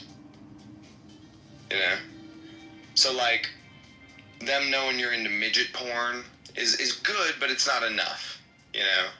Because it's like, hey, like a guy could come out and be like, what man doesn't like to watch two of-age consenting midgets go at each other in their in the comfort of his own home? One man may have talked about it a little bit too much at this. So anyway, that's like not enough for them, you know? Like, oh, you're secretly gay, you're into trannies secretly, you know, whatever. Like, that's not enough. It needs to be illegal. Like, it needs to be, like, immoral and illegal and shocking. And I think pedophilia kind of ticks all those boxes, and so that's why it ends up being pedophilic blackmail most of the time. Can I tell you something else, though, that I think is weird? Is like, is it just a coincidence that this many famous politicians and traders and judges and, like, how many people are really into underage sex? Are that many people really into it? Like, I understand the concept of, like, a 15-year-old girl, like, I get it, but, like, I actually rather would be with somebody who's, like, 25. Like, I'm not attracted to 15-year-old girls like Well, I think sometimes what happens is it happens on accident. Like, I don't actually believe that, for instance, Bill Gates is into underage women. I think Bill Gates is into young, attractive women, and I think, you know, he'd then they prefer to have... surprise them, then they're like, hey, guess what? That one that you just fucked was only 16. Exactly. Fuck you. Okay. I think that's what happens. I think that there are a lot of guys that are... There are a lot of guys that are into the idea of a 21-year-old woman who are like, hey, you just fucked a 17-year-old woman, and we have it on tape. You know? And then you want to keep that quiet. Because that's very bad. You know? Like, you accidentally did a very bad thing, and you probably should have known better. Well, why do they keep going back? Well, then I think it's once you're compromised, you're like, fuck it. I'm in for a penny, in for a pound. You know? Yeah, but if you were blackmailed by a guy, in this case Epstein, wouldn't you speak with your other friends and say, hey, be careful because that guy is blackmailing people? No, that's it part wouldn't of have the... lasted. Nah, it's part of the blackmail is you're not allowed to speak up about it. And also, yeah, you don't careful, know... everyone. I fucked a young girl and he's trying Right, exactly. Well, not like that, of course, like, David's right. David's right. Yeah, No. it's like this guy's not to be trusted, and then they just walk away. No, Issa, you're misunderstanding. Part of the blackmail is they ask you for these small introductions, maybe, you know, or like you do little things for them as part of the blackmail. You don't go out of your way and do these big things, but like you just, you know, little things here and there that are asked of you, you do. That's part of the blackmail not being exposed. You're owned by another person. You're owned now as part of this blackmail operation. So it's interesting, though. Look, I don't know you that well. Issa speaks very highly of you, and the last interaction I had with you, you seem like a very smart guy. So I definitely trust your opinion. I appreciate you sharing it with me. But you're one of the first people I've heard say definitively that you don't think Biden is on the Epstein list. So, Mr. Stacks, who is saying that Biden is on the Epstein list? Well, but this is my question. If you don't think Biden was on the Epstein list, then why wasn't the Epstein list released when Biden had a hold of it? Well, I think it's too damaging to too many high-level Democrats.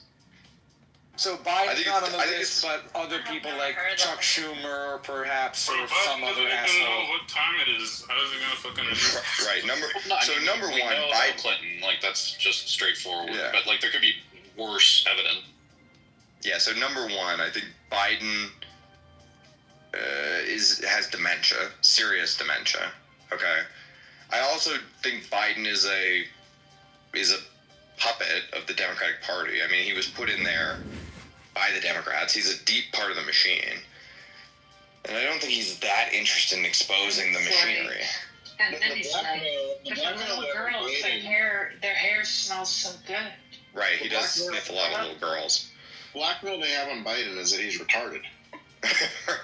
Well, they don't have much on Biden, I don't think, other than being a little creepy. He literally spent his whole life doing whatever whoever it was in charge is telling him to do. Right, Biden is a deep. He's allowed to be in power. Deep puppet of the establishment. Biden. I've never heard about Biden. Where did you get this from? Biden is creepy. Wait, were you asking me, Isa? Yes, you, Zach. Well, nobody ever told me that Biden was on the list, but I just am trying to use logic, like, who is on the list, who is keeping the list suppressed. Hoddle is saying a lot of people are on the list, a lot of powerful Democrats. It doesn't matter if Biden is on the list because enough powerful people are on the list to keep it suppressed. I guess I'm just thinking, basically, if Netanyahu's on the list, and Trump is on the list, and Clinton's on the list, and if Obama was on the list, and Bill Gates was on the list, and Bezos is on the list, who the fuck is not on the list? And if every powerful person in the world is on the list, then what do we think we're going to do to topple this list? How are we not all getting whacked? How am I not getting whacked right now for even talking about it? Well, I think you're so wrong. There's zero chance Trump is on the list, like in any important way. Well, something is going on with the list and Trump that is weird, and I can't. Like, I'm willing to say he's. Info that they told him he was on the list. I'm willing to say he might be on the list at this point because it's very odd the way he's behaving. I'm willing to say he might be on the list, but I'm not willing to say he's definitely on the list. And I think it's interesting that you say definitely. What's going on with Trump? It's very that I put money on. Is that he spent a lot of time talking about this list that they were going to release, and then he found out that there was no list, quote unquote list. I mean, listen. The list is Here's the thing. Let me say it like this: the Epstein thing is such a it's becoming such a can of worms, and you can see how the sausage gets made on these conspiracies. Here's my take on the Epstein list. I think that the list is is just a term we're using for evidence of elites engaging in pedophilia. That's the term we're using, is we're using the list, but what we really mean is evidence. Yeah, good distinction. Okay, and so, like, there is evidence, it does exist, but I'm not sure it's It might in not the be in hands the of the... form of a list. I also don't think the FBI has access to it. So that's my point. Because if you look at what they've been doing with Ghislaine this week, he handed over apparently a list of 100 people that have been involved. Like, they're literally trying to manufacture the list. Yes, they are. Mm-hmm. And then and then it's gonna be like, case closed. Here's the list. We've provided it, but we're never gonna get evidence of Bill Clinton fucking a child. She makes the list, leaves Trump out, he pardons her. That's pretty much how it goes. You're right. Well, also there already is a Ghislaine list, which is like there is like a address book or whatever with like certain names circled and stuff like that. And so yeah, she just writes She down knows it was coming and going. Of those names that already have, a lot of them have been redacted from other things that have been released, etc. But like, yeah, I mean, there's a list that she can just like say these are the ones that are actually the criminal. Yeah, that was a flight log. There's a flight log also, yeah. They're gonna say what's gonna happen is Ghislaine's gonna get a pardon. She's not gonna mention Trump, and they're gonna sacrifice some lesser people on the list. I don't think Trump is on it. I don't think that it's even interesting to think he is. Did you see when Epstein is in the room and they're interrogating him? Well, do you think? Let me ask you this: do you think, Jensen, that there's a possibility, based on Trump's statements about this being a manufactured hoax, blah blah blah, that the Dems booby-trapped the list or like whatever they had, and they put Trump's name in there a bunch of times, knowing he wouldn't release it? No, I think what happened is the Democrats weaponized government. They used the incredibly salacious nature of the accusations to get people to be put into prison by basically getting judges to allow them to run an operation where they got to present evidence that wasn't evidence against people like Ghislaine, and that is how they got where they got. Yeah, I believe that. That's what we watched them do it to Trump for 4 years. Like, all you have to do is get a corrupt judge in New York, and you can run whatever kind of trial you want. Okay, so can I be honest? I'll try to be brief. Are you familiar with the Anunnaki? The concept of the Anunnaki? Oh my God. We are. Okay, so, but for me, Why I are you feel like kind of, well, just let me see here. I'm going to be brief. All right. I feel like saying they're all pedophiles is similar to saying like they're all Anunnaki lizard people. And I guess I feel like it would be more logical to conclude they're all just self-centered, manipulative, money-hungry douchebags. They're just human nature. No, listen, I'm not saying I see what you're saying, and I'm not saying that they're all pedophiles. What I said, my claim was, they need blackmail on you before you ascend to a high rung of power. And I think it's the same way, you don't really become a cardinal in the Vatican until they know that you're gay. Because then they have something on you. You know what I mean? It's amazing.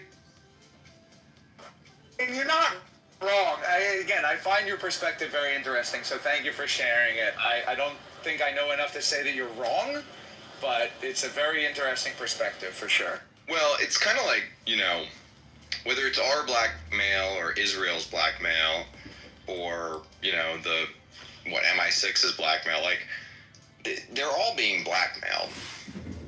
They do Oppo research on literally every politician to know what their weak spots are, etc. And the intel agencies do this as well on every major politician. I'm going to send you the link to Mike Pence's interview portal. I think you should listen to it. It's interesting. I've listened to some of his stuff before, yeah. Did you guys see the video where they're basically interrogating Epstein in the room, and they ask him, what relation he has with Trump? And then he pleads the 5th, 6th, 14th Amendment. Think about it like, Zach, let me give it to you from just like a base rationalist perspective. You're the CIA. You have to compete with the CCP, okay? The CCP has a 100-year plan, and they have, dictatorial control over their society, and they're able to do things, like from a surveillance state perspective, that you're not able to do, and you're constrained in ways that they're not constrained, and they're your chief competitor. Your job is to make sure that America maintains power over China in the next 100-year timeline. Are you going to really sit there and allow new people to come in every 4 years and undo your 100-year project? No. Like, you're going to make sure that you can nudge those people and control those people in ways that are acceptable to you. It doesn't mean you completely own them, that they're a complete puppet. It just means that there are certain no-go zones for them, and you have to have some leverage on them so that you can make sure they don't go into those zones, or they don't, step over the line here or there. Do you think we have some videos of some Chinese people with the 16-year? Do we have those videos? I don't know. To somebody, I guess. I mean, yeah, we know the things that Chinese intelligence knows. Chinese people get down like that too. That's what you're saying. The Chinese people also partake. Yes, I think the CCP has their own method of control that has less to do with pedophilic blackmail and probably to do with some other type of blackmail about being speaking out against the party. It's a more direct form of control. Monetary corrupt. Yeah. It's more straight up corruption than it is over here. Alright, we gotta be sneaky about it over here. Gotta hide it. Why did Jeffrey Epstein have such to take the big bribes? You have the evidence that they've done it, and then you can always take them out if you need to. Yeah. But why did Jeffrey Epstein have such an interest in science? He was running these retreats for scientists and things. Why is Jeffrey Epstein spending time infiltrating the academic institutions as well as the political institutions, as well as institutions of celebrity? He's all over the map. He's trying to infiltrate as many areas as he can to gain control over as many levers of power as he can for whoever. He's not doing it just because he likes to fuck young girls and he wants to bring all the homies along for the ride. That's the dumbest version of the story. I don't know if I'm getting this mixed up with another person, but was there a woman who came out about Epstein that was talking about MK Ultra also? Was there a connection there, or am I getting two stories? That sounds like some gibberish to me. Okay.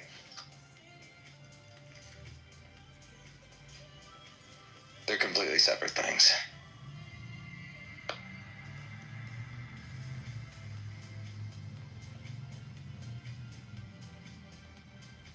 But yeah, I mean, here's the other thing about Epstein is, I've said this before too, is that it's a dead op. So they had an op going, it died, and now what they've done is it patched? This thing.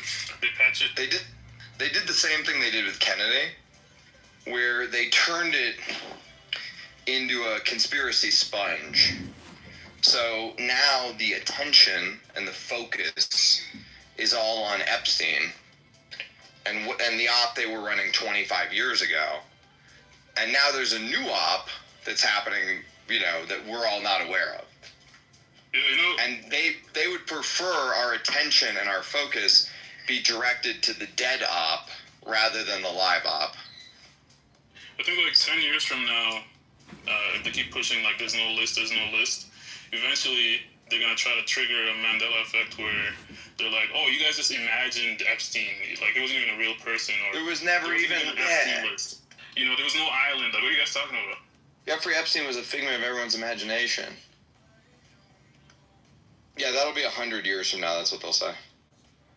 He was just a figment of the imagination. Never even existed. Wasn't even a real person with a social.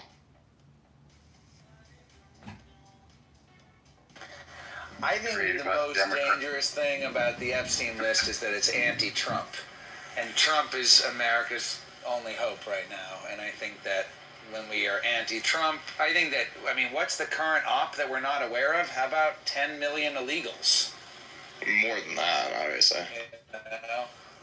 Yeah, more than that. I don't even know. But 10 million, that's a lot. In a country of 300 million, if it's more than 10 million, then, if it's more than 10 million, I don't see how we're ever going to undo it. 300,000 missing children. It's not going to be undone, by the way, because if you numbers, they're not even close. They would need to be deporting 1 million people a month, or 500,000 a month. The numbers are shit. The numbers are extremely low.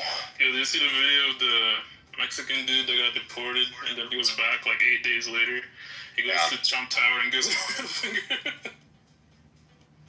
Yeah, bro. Unfortunately, man. I mean, listen. I voted for Trump too. Obviously, I'm a Trump supporter, but you gotta vote harder, guys. Exactly. We're not gonna be able to vote our way out of this.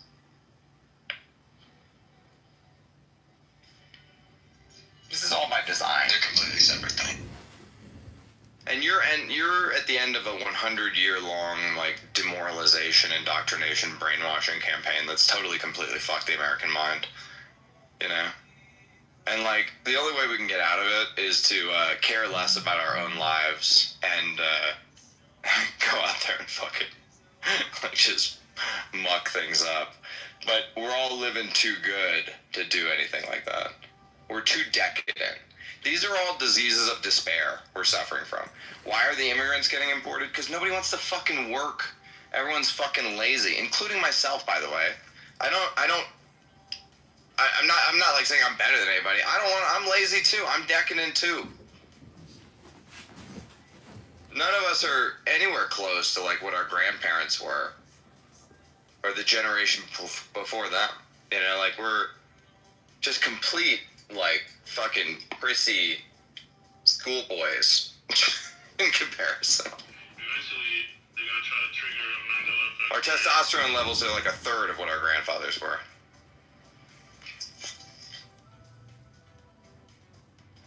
Fuck you, I'm always at work.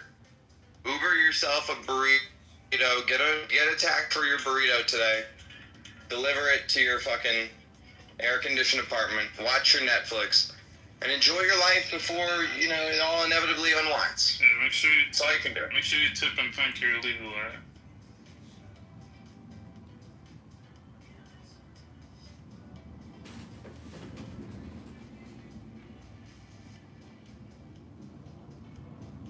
Did anybody run the numbers what would actually happen if all the illegals got deported? How cheap or expensive would things be? Homes would get a lot cheaper. Traffic would be a lot better. Public transit would be usable. Homes get cheaper? Yeah. Is that because construction costs? There's fewer people, but the construction costs 450%? Think about it. There's less people to take up housing. Yeah. So, one of the things that's going on with all the especially white millennials who are complaining about the cost of living is because none of them are living in starter homes in low-income neighborhoods because those neighborhoods are now entirely full of illegals. And so they're how are we gonna we don't want to live around illegals basically is the thought, right? It's not a good neighborhood, air quotes. If it was full of young, poor white people, they would all consider it a good neighborhood. But they don't want to live around the illegals, and so they don't get on the starter homes, they don't get on the property ladder, they don't move up and blah, blah, blah, blah, blah, So, there is a certain level of housing. It's not the kind of housing you would prefer, but that housing will be, if there were magically no illegals in the country, it would be freed up, and it would be extremely affordable. Now, are the illegals going to get deported? Not really, bro. Everyone and the problem, well, they can be if we have the political will, but we don't seem to have the political will. Yeah, they believe Trump just was never going to happen. We can deport, we just won't, because we don't have the political will to deport. Including myself, by the way. Bro, when I was a freshman in high school, I took a summer job. I don't know why the hell I did it, but it was for picking blueberries in this farm. And there was a bunch of, immigrants. And the whole day I only filled in one bucket, half a bucket, not even a bucket of blueberries, half a bucket. And they're like, oh yeah, here's your $25. And I'm like, what the? This sucks. But everybody else, they picked 2-3 buckets. And I'm like, yeah, let them keep that job. I'm not coming back. I picked more Did they than get that last $75? Something. Do you get $75 for doing 3 buckets? Something like that. Yeah. Nobody wants wants to do that job, except for illegals, right? We're just, listen, our society is simply too decadent. That's what it is. We're like, yo, make the illegal fucking, bring my burrito over here. We don't go get our own burrito anymore. It's retarded.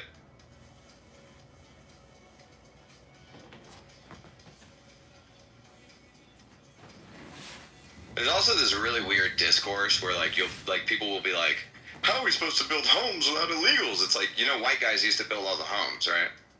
Like, they were better quality too.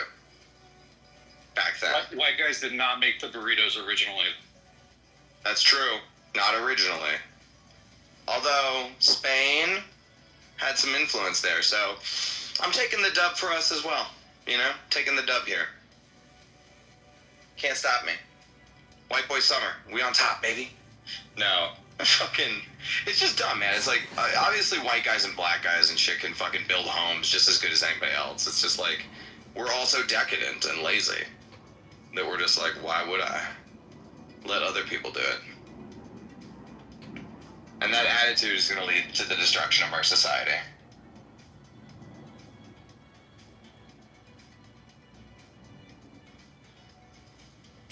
Not if Trump stops it first.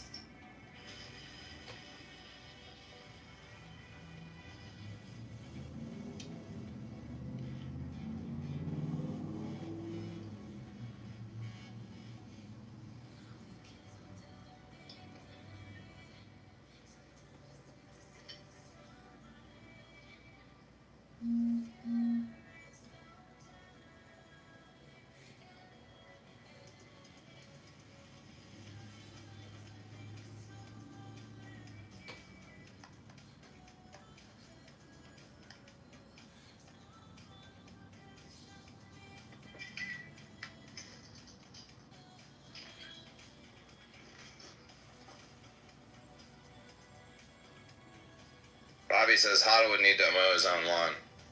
It's funny you think that I have a lawn, or that it would need mowing. It's all rocks, dog. Just rocks. Live in the desert.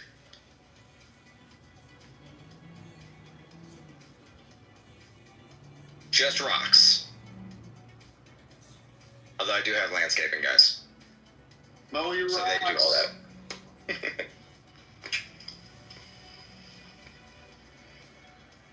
To be honest with you, I'm not really sure what the landscaping guys do.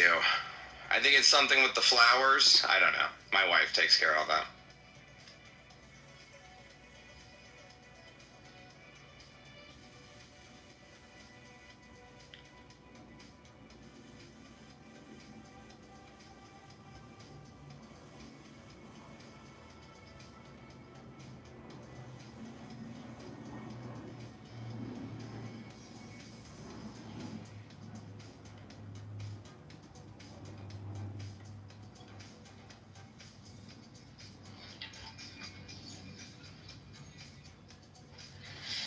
There's also this really weird discourse where people will be like, how are we supposed to build homes without illegals? It's like, white guys used to build all the homes, right?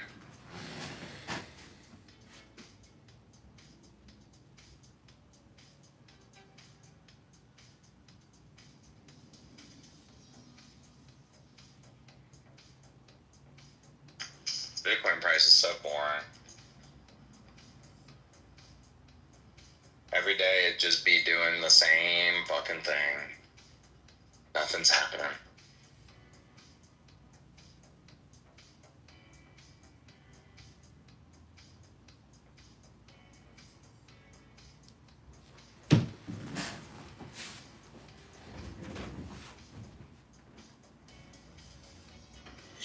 Hey man, I've got no complaints. Worst part of my week so far is switching from 93% lean to 99% lean ground turkey. So, things are pretty. I hate that 99%. The word. It sticks to the pan. Fucking so dry. These are the things you gotta do if you want to be in the top 1%. No. You know what I'm saying? Blech. I hate the 99%, bro. I hate it. I was It's so bad. I put so much seasoning, like an ungodly amount of seasoning, like a disgusting amount, and it didn't taste like anything. Sounds like when the ball got jalta. They're going to be 99% turkey. They got to have something on. When I'm deep in a cut, this is my meal. I go fajita veggies, 99 to 1 ground turkey, and riced cauliflower with a shitload of hot sauce on it. And it is gross.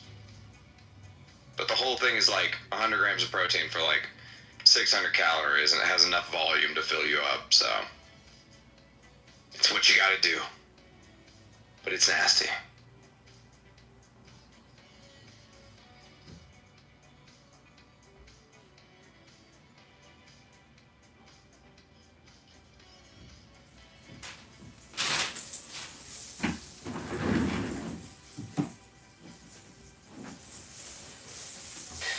Little curiosity from the courts. There's I think it was really Corey from Swan who started the whole speculation that Cantor didn't have the Bitcoin from Blockstream or Atom Back to do its SEPO deal, that it's getting it via some sort of loan from Tether, basically, because there's 31,000 Bitcoin that are going into SEPO, and the shares have round trip back to below the deal price.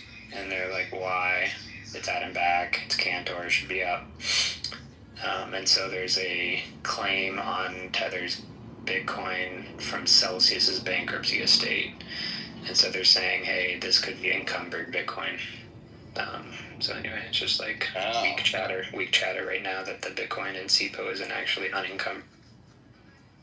So that would be disastrous for Jack Mahler's thing. Yeah, that would also be back to Jack Mahler's thing, but I don't know.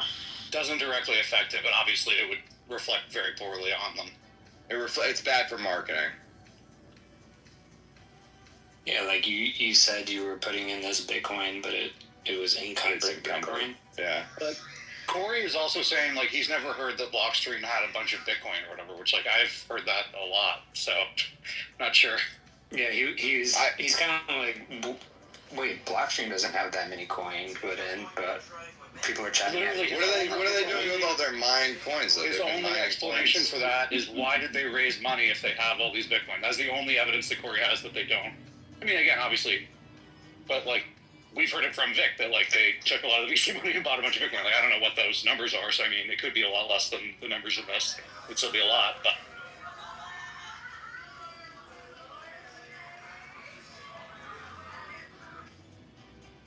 We do know they raised $75 million, though, when Bitcoin was trading at, like, 500 or whatever. Like, they certainly could have a shitload of.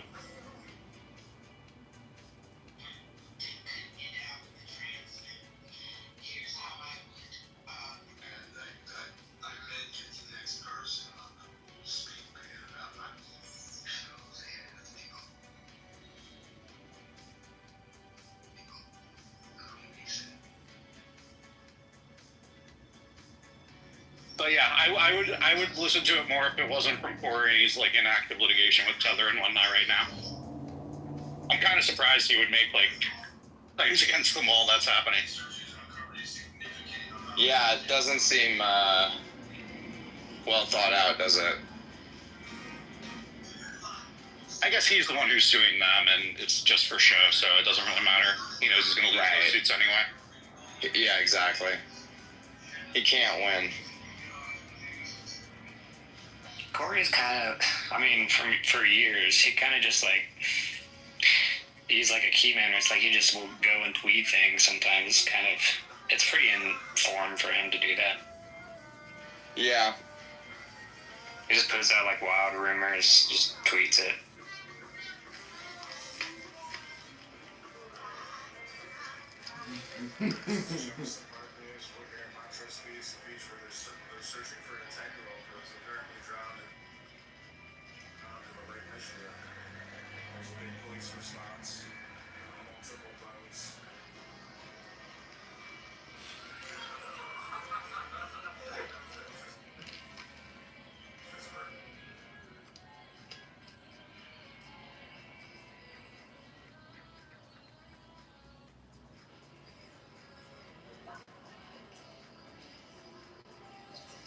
Corey is not investable, in my opinion.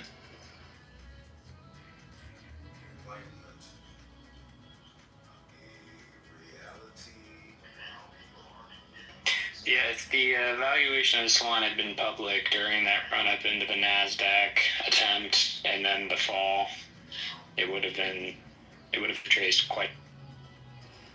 Still one of my best moves ever was turning down free advisory shares in Swan at the beginning. Huddle, were you here earlier when Trump was saying one of his best moves ever was turning down the invite to Epstein's Island? That is a good move. I would brag about that move too. It's such a funny thing to add, though. It's like, oh, believe me, I was invited, but I said no. I was invited, but I said no. Lots of people in Palm Beach were. That's a good move. I would brag about that move. You avoided a big one there.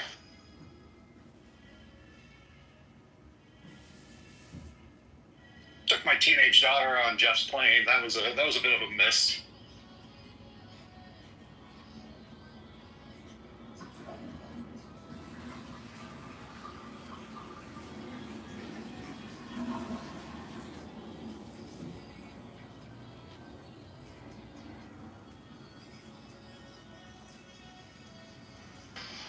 Yeah, I'm proud of turning that down.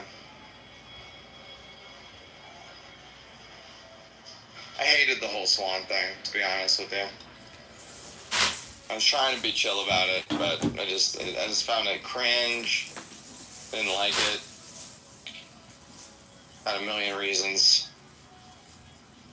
But the biggest one was just, it was a bad product. You know? Bad service, didn't work good.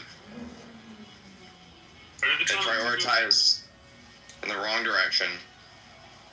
Yeah. Are they trying to do like a reverse merger? I thought I saw like a tweet about it or something. Yeah, they're doing a treasury company thing. River is everything Swan was pretending to be. You know, River actually built a good Bitcoin only business.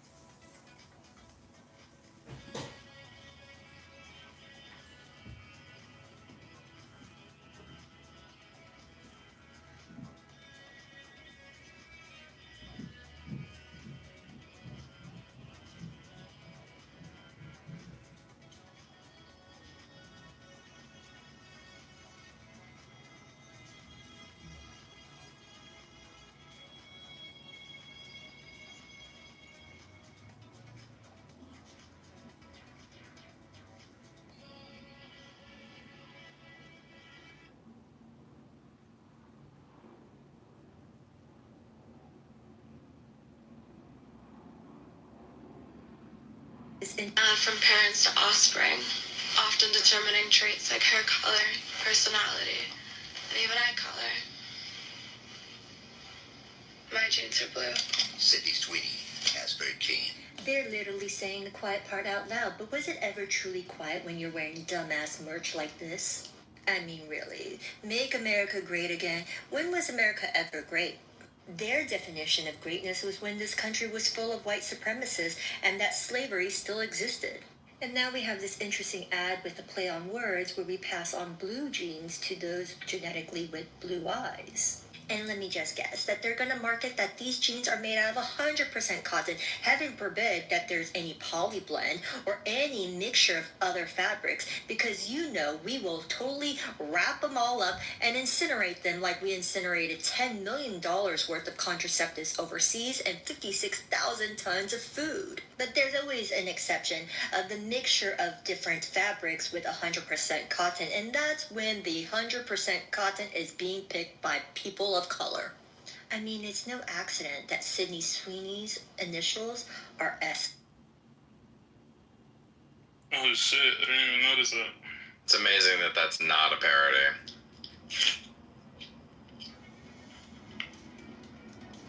Like, that's not a parody, right? I don't think so. I'd seen stuff about the claims of Hitler stuff with it, but you know what the Bible says about mixing fire? Not allowed to do it. Same thing as being gay. You can't do it.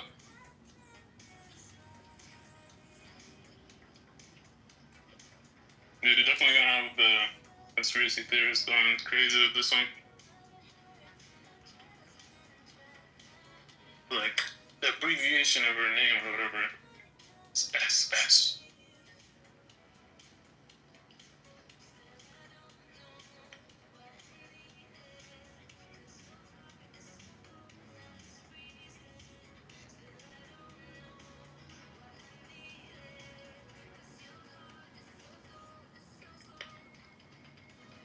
It's amazing how dumb people are.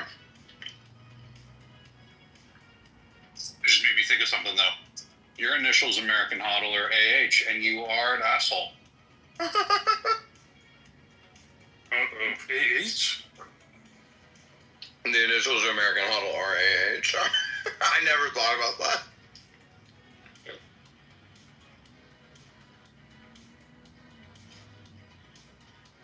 That's so funny.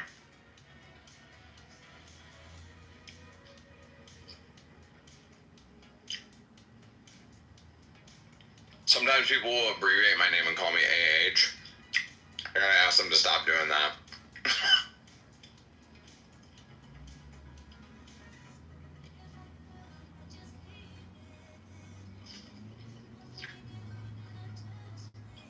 Wasn't your user American Hodl 88?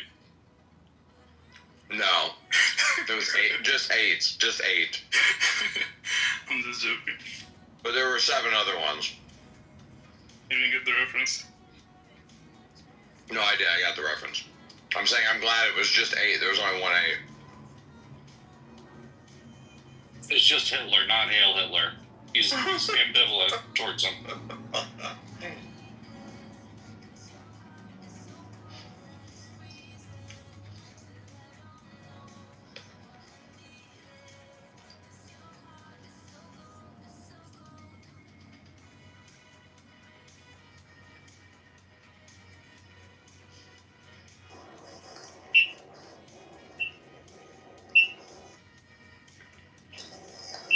What is this Bitcoin list?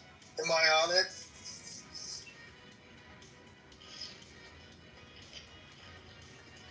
No, you're the shadowy financier behind the scenes. No one knows about you.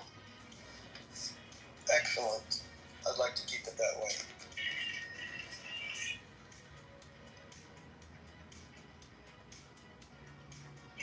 If you do see me on any list, just correct it by misspelling me, okay?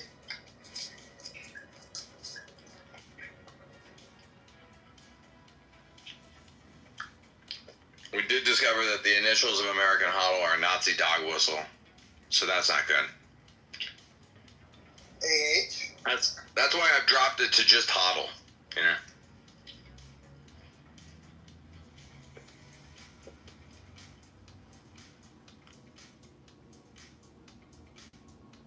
Which we all know stands for Hitler on for dear life. I'm gonna have...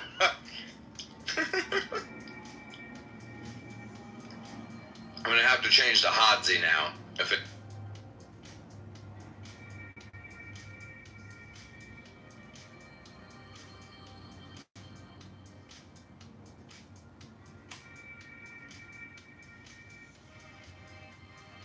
You dropped the Jewish variation of Hodeltoff or whatever it was. Hodelstein? Hodelstein, yeah. No, it's Hodzi Hodelstein.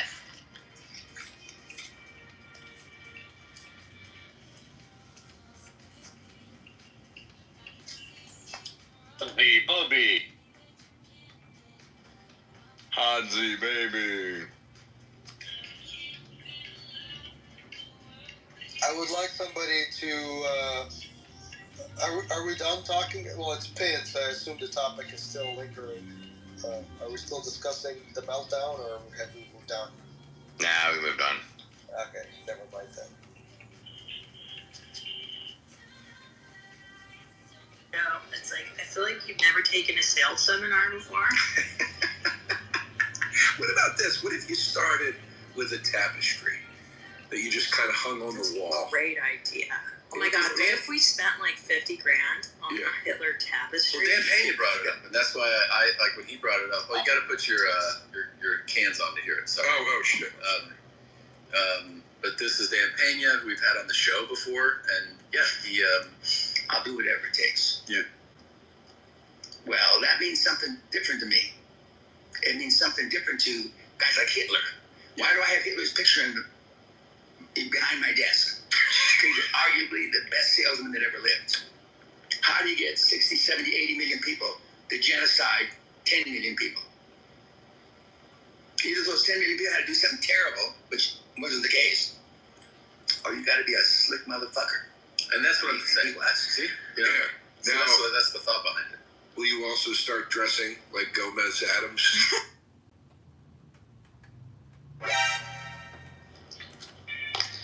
Dan Pena's a crazy motherfucker. I saw an interview after Ozzy died, and they said it was like from the 80s, and they're like, Ozzy, who are some of your heroes? And he goes, well, that's easy, of course. Adolf Hitler. And the woman is like, what? Ozzy, you don't mean that? He's like, yeah, I do. Because he was evil, but like charismatic. I like that.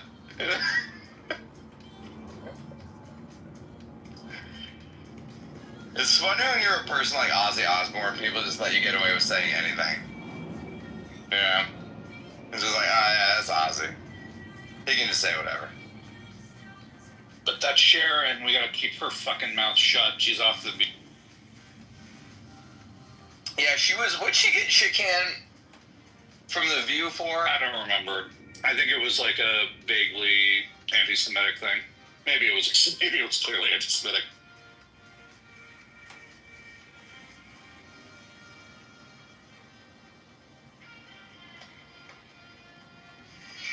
Let's look it up.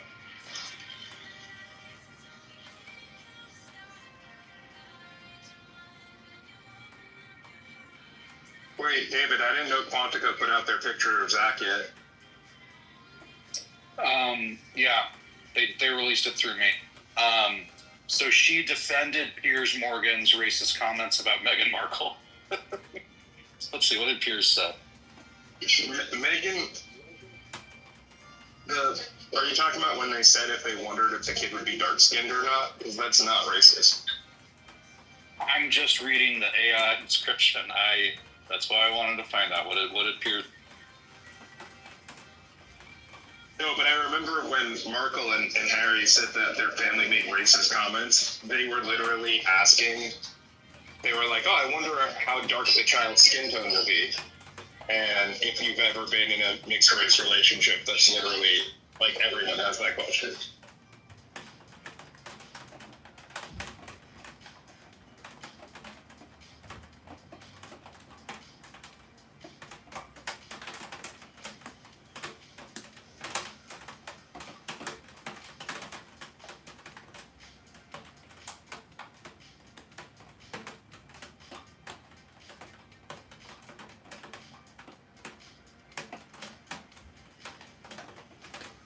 I still haven't found what Piers said, but she tweeted, Piers Morgan, I'm with you, I stand by you.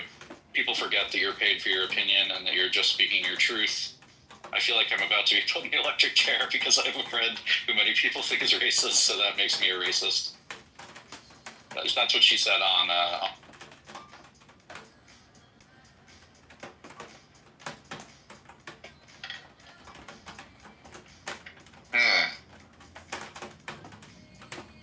What did he say, though? Yeah, it's not in that article. I can't find it either. clearly it can't have been that big a deal because it's not like we all walk around thinking Piers Morgan is a horrible racist. You know?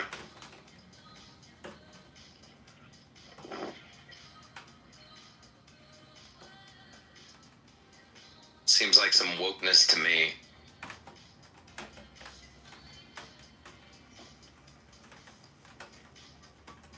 Alright, Piers Morgan says he stands by his criticism after saying he didn't believe a word Meghan said in her interview with Oprah. Meghan raised concerns about how Piers' words affect the issue of mental health, and that might due to others contemplating suicide, because he said he didn't believe her claims that she was about to commit suicide because of the way she was treated by the royals. What did you say that was? I don't believe that. I don't believe that either. She's a huge narcissist.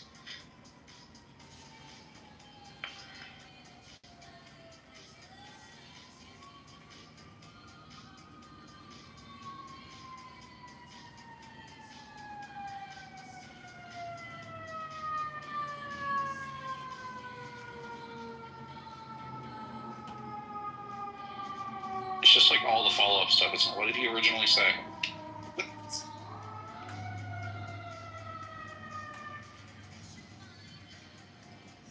I don't care enough to look into this anymore. Yeah, who cares?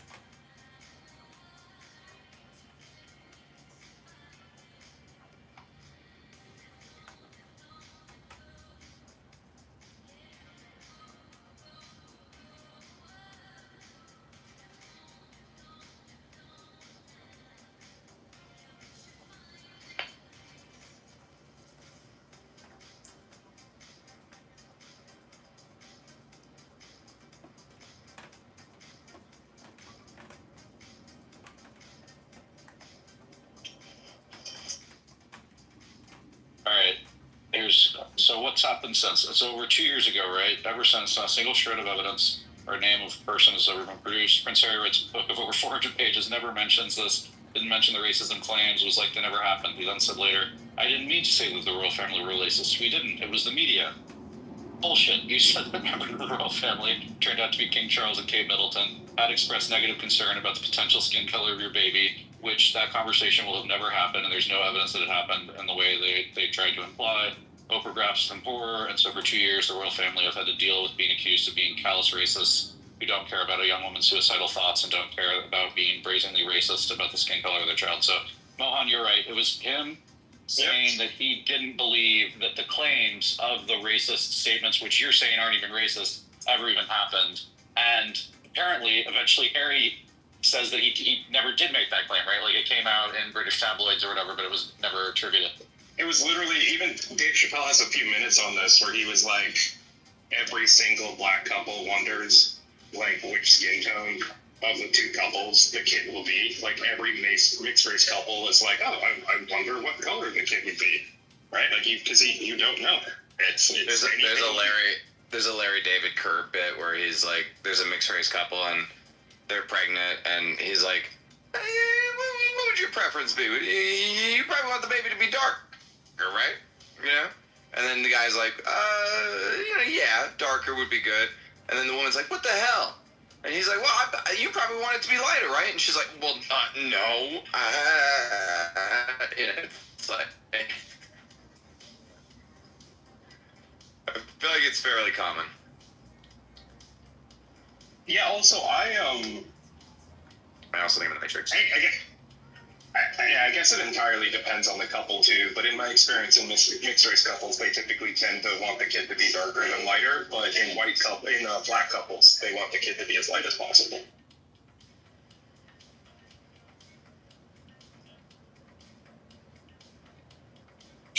This is just like a question you bring up with every couple you come across. Like, hey, you guys want your kid to be darker or lighter? Here's my survey. I've been conducting this for years. You can just fill it out at your convenience. No, talk to black couples. Ask Jimmy about it. Although he's mixed race, so you gotta talk to the black on black. But no, like almost all of my cousins and myself were all mixed race, right? So I had experience on that front. And every time I've seen like a white girl marry a darker skinned guy, she'd actually prefer the kid to be darker skin color.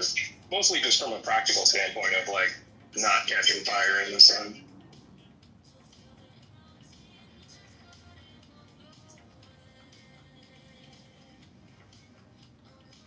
It could also be that the whiteys that just want their Aryan pure blood to withstand may not share their opinion with me.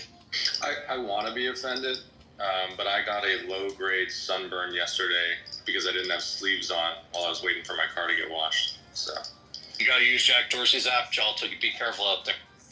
I did. That's right. Wait, maybe lower yourself by another level then, Jolta. Sounds like you're a little bit fairer. Jolta, stop hiding from the sun. You gotta build that resistance to sun. I'm the fairest of them all. Yeah, is that what she told you? I'm actually like the tannest I ever get right now, and you're still burnt. I'm just a pink guy. Do you have like any Sicilian in you, or like any non-real white, like pigment? Sicilian? Yeah, just any kind of like not actually white in you. Are we having a white off? The most non-white part about me is Ashkenazi Jewish, which is incredibly white. Yeah, that's unfortunate. The other part is like British Irish. Jolta. Huh? What percentage? 48. Andrew's also conducting a survey. Andrew's trying to figure out if you can get Israeli citizenship. At 48%, he is an Israeli citizen. What are you talking about? That's what I'm saying. Yeah. That's why you're trying to figure it out. No, I was just gonna. What I was thinking I might hear is like a low number, and then I would say lean into it because it's likely statistical noise. But you should take full advantage until proven otherwise. One of my friends got his 23andMe back, and it was like 8% Ashkenazi Jewish or something, and he immediately posted the cartoon of like the Jew with the giant nose. Jesus. It did not go over well on Twitter, obviously. Bro, I don't trust those things because my dad did that shit, and he had heard like something that like we had a little bit of Ashkenazi in us, so he marked the little box that said Ashkenazi, do you have Ashkenazi Jewish heritage? And he was like, yes. And then it came back like 6% Ashkenazi Jewish or something. And then I went through the same process and did not mark the box, and it came back 0. You know? Why would you put where you think you're from on a thing that tells you where you're from? Exactly. So like that's my point, is like I don't believe a lot of these results because they let you identify no matter what your gene. Yeah, it's self-reports, right? So it's like I didn't check the box, and I was just like, you tell me what my fucking DNA is, and then it came back, you're just 100% fucking Irish, you know, like British and Irish. Can you tell it? And I was like, okay. I tried to, you know. You know, it'd be interesting. I want to do one of those where I take my dog's saliva and put it in the human one, and then I'll put it in the dog one and see what it tells me. I mean, it's going to come back for sure telling me I'm 100% that dog. I'm just curious what breed. No, they'll extract a human. Or technically, they should say samples. You got to be very careful not to cross-contaminate, because if there's even a little human, they'll find it. Remember when all of those like oranges and apples came back COVID positive? Yeah. Yeah, I don't really know how much I believe this, 23andMe genetic testing spit in the tube shit. Like, maybe if you have your whole genome sequenced or whatever, they can, it's more legit, but like, I don't know, bro. It'd be a lot cheaper for them to just pretend to do the test and then give you results. Well, the one huddle is Nebula with 100 passes. Produce terabytes of data, but it'll be as good as it gets. I heard that's like $5,000 or something, right? Oh, I mean, it used to be, but it's probably Less than now. $300 to $600. Well, yeah, listen, if you're paying $600, it's probably better than the 23andMe is like $99. You know?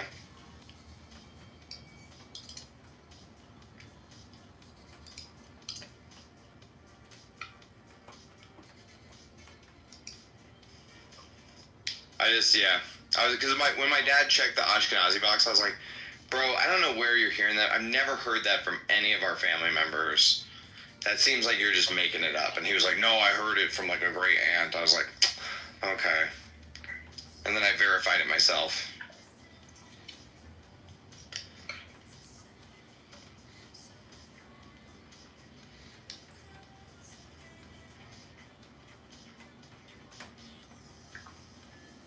I didn't realize like how few genetic disorders 23andMe actually tests for.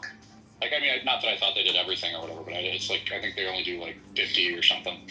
They used to do a lot more, and the FDA shut them down. In the very early days of 23andMe, they did a lot, and then they were told they can't do it anymore. But if you can get your raw data and feed it into ChatGPT, I think you can do more.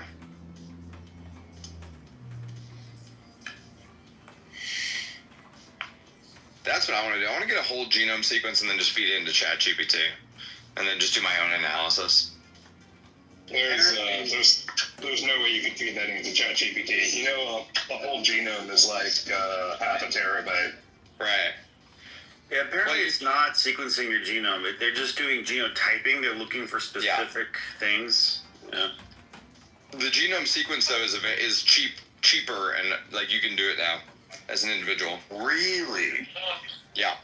Who do you use to do that? So Craig Ventnor was the original guy who sequenced the genome, and I think he still runs a lab in San Diego where you can get it done. And the workup at that lab is like $4 or $5 grand, I've heard. But I'm sure there are other places that do full genome sequencing for less. Like Andrew said, it was like $600. So that's crazy. Like, do you know how hard it was to sequence like the human genome one time? Totally. I know. But now that it's been sequenced, they've gotten it way cheaper. I think we all went through science class like while they were still. Yeah, so we're all anchored to it being extremely expensive. Like, it's going to take 11 more years, but they're finally going to sequence one genome. And then they did it like 4 years later, and so we were like, holy shit, they did it twice. It's a strictly compute bound cost. So the cost is directly tied to the cost of compute. So it's been going down. I think it's been going down like 16x or whatever every like 5 years or something. You can get a whole genome sequencing now for like $1,500, $2,000. Wait, so what company is? I'm still in disbelief because sequencing the whole genome is so hard. It's not. It's called 30x whole genome sequencing, and you can get it done for like $2 grand. 30x. That's gone down even more, Mohan. I'm looking at this thing. It says Nebula Genomics offers high coverage 30x whole genome sequencing for $300. Okay. Well, the last time I checked was like 3 years ago. It was pre-COVID. Yeah. 300. I'm gonna get that done. Oh wait, Huddle. The number I was quoted, they said that if you want to get whole genome sequencing, but you want a company that will use your data for anything, it's still like 5 to 10 grand. I don't think he heard me. He's on the phone. He's already submitted his DNA. Shut up, Mohan.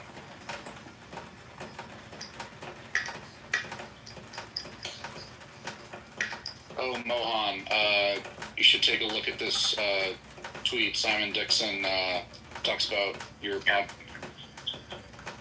Oh, interesting. Yeah, put it in the chat. I'll give it a listen. Is it?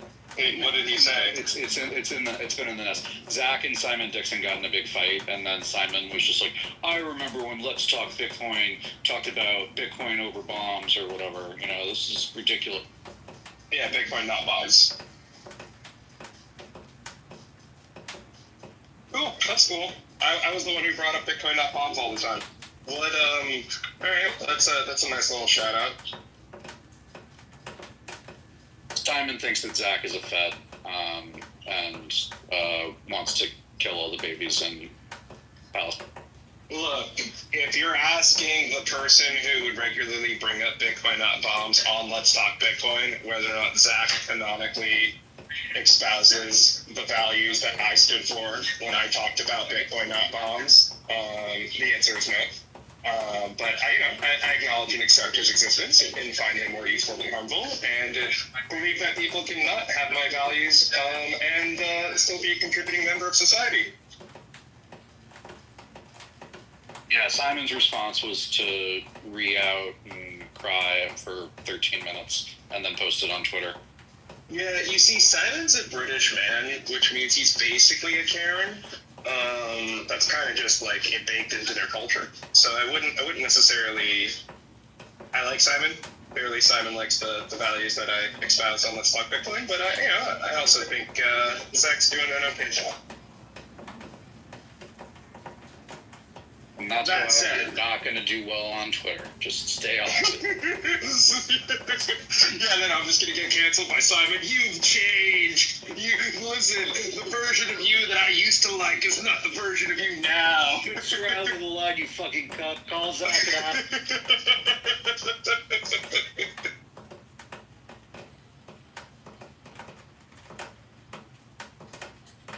Wow. I just found this line from AI funny. The cost of whole sequencing has dropped from $3 billion to $1,000 today. It's crazy. I guess why not? It's technically feasible. That's wild.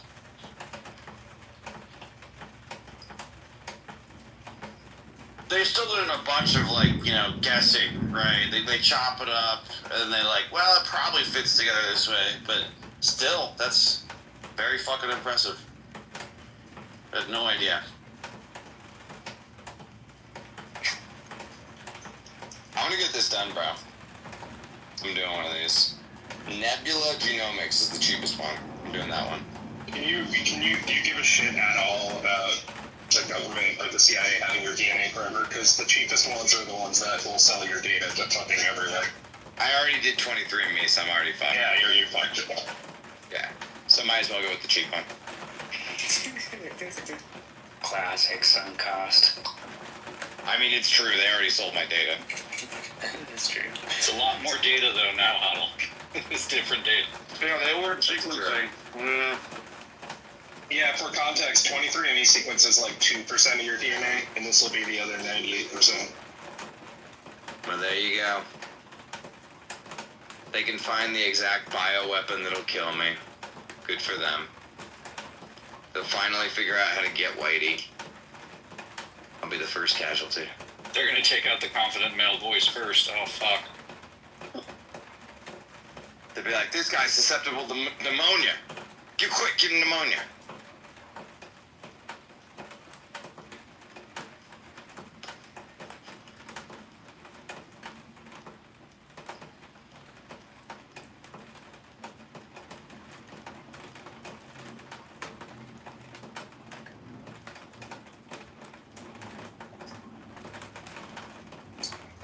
Do any of you have companies where you actively manage like hiring decisions and whatnot, like your own personal companies? Yeah, I hire maids sometimes. I need to know if this is like a fileable offense. Because Okay, it's give it to really me. fucking weird. I'll tell you. So, we have this driver, and she got into an accident like a month Lady ago. driver, immediate termination. Lady driver. She got into an accident and totaled one of her freaking cars. It wasn't her fault, thankfully. She didn't get hurt, yada, yada, yada. So, fast forward like several weeks, and another driver finds this weird like little pouch in one of the vehicles, and it's just very strange looking, and no one's ever seen it before. They see it in one vehicle, then another one pops up in another one, and then there's a third one, and then they finally bring it to mine and my husband's attention. They're like, hey, this is fucking weird, we don't know what this is. So we have one of them open it, and it's like this little satchel full of like herbs and other weird shit.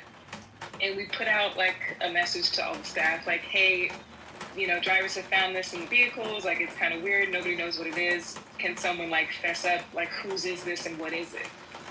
So it turns out, and we had our suspicions that it was this lady, and it turns out she, like, approached one of her friends who is a Wiccan, which I learned recently, like they do voodoo and other spiritual shit.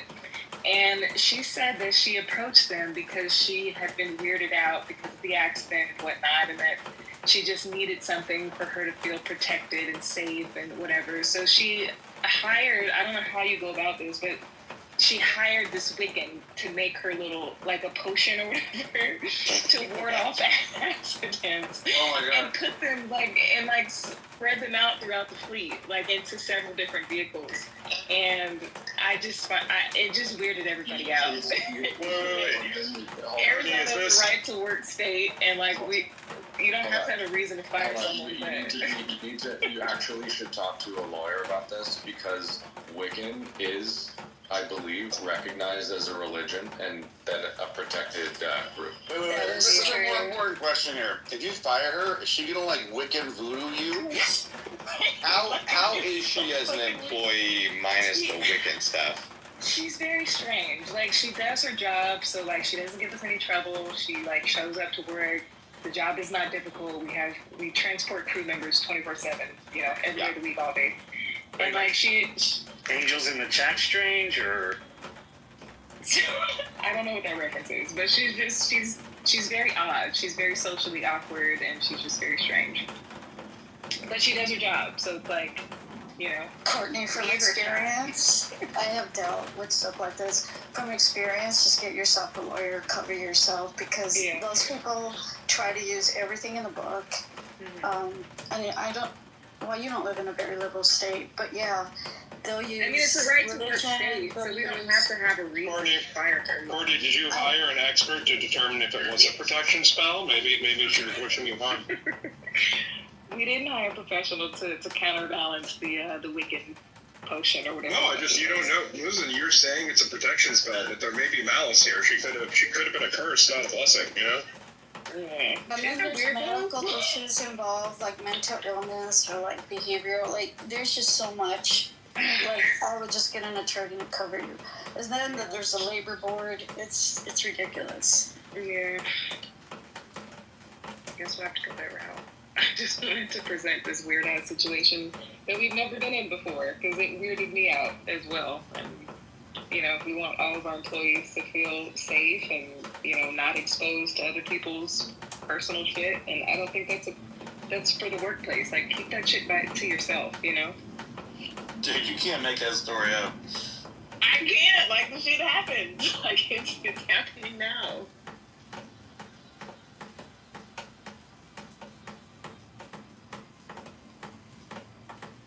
So don't fire her, get a lawyer. Got it. I mean, let them advise them how to go about it. Don't leave it at. Because, medical, you got HIPAA, she could say she has anxiety. I mean, there's just a whole lot. It can just get ugly. Are you in a freedom state or a liberal state?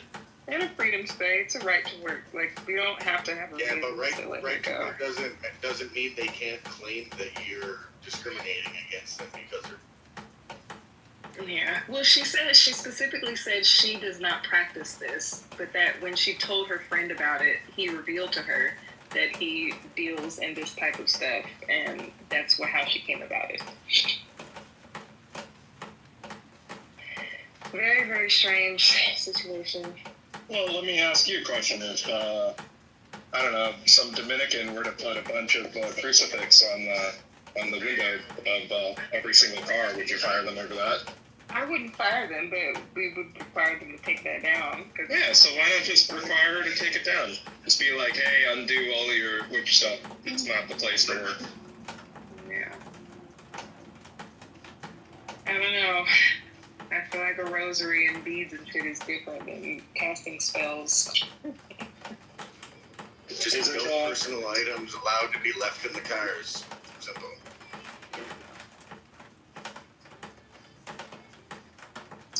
Good talk. Thanks, guys.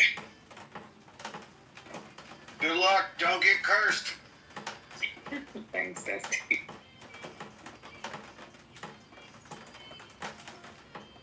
Yo, I got a guy if you need some retaliatory spells. Oh, really?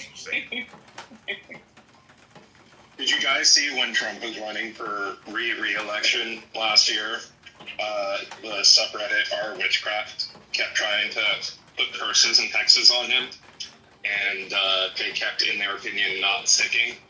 And they were trying to figure out what powerful warlock or forces were at play that were not letting their spells affect Donald Trump. Very interesting. I mean, Trump's a known warlock. I mean, why else do you marry an Eastern European? Melania clearly has warlock-esque powers, right? Yeah, like Mary's like. Yeah.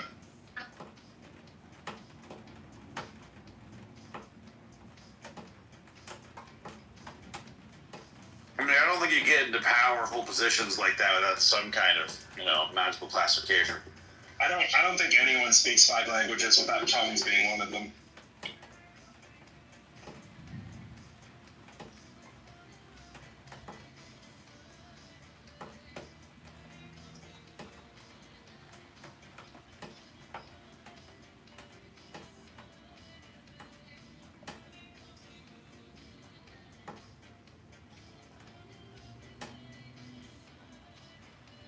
Hey, as of today, we hit a zettahash per second. Congrats, That's the something. Olympic hash is here. What's after Zeta? That's the end. Exa? Wait. No, it goes Exa then Zeta. Okay, sure. Wait, what's after Zeta? Where are fraternity guys at? I heard you, and I said yes. I'm on a phone call. I'm leaving. Okay. Sorry, so someone was interrupting me. What's after it?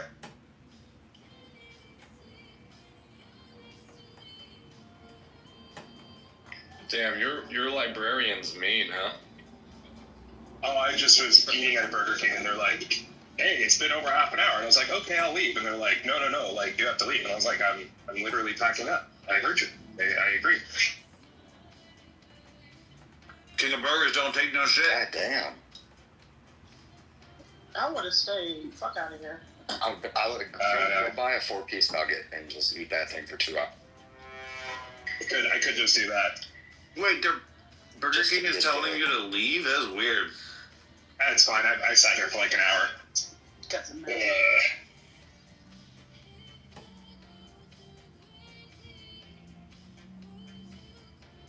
I was just more entertained by the fact that they said, "Hey, could you go?" And then I said yes, started packing, and they're like, "No, I meant to do that." I was like, "What the fuck else am I doing? I'm literally doing what you said."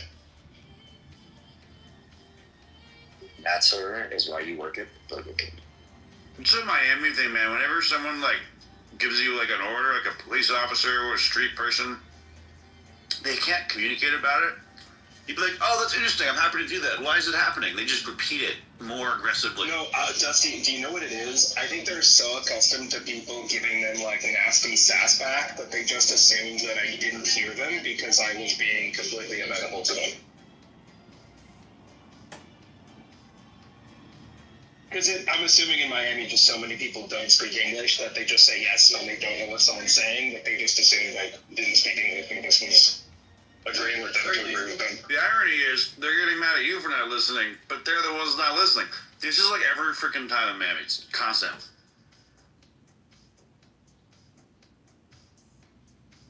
Mohan, are you having to evacuate from somewhere? No, I'm just dealing with jackasses. Yeah, he's being evicted from the kingdom. He's evacuating from a Burger King.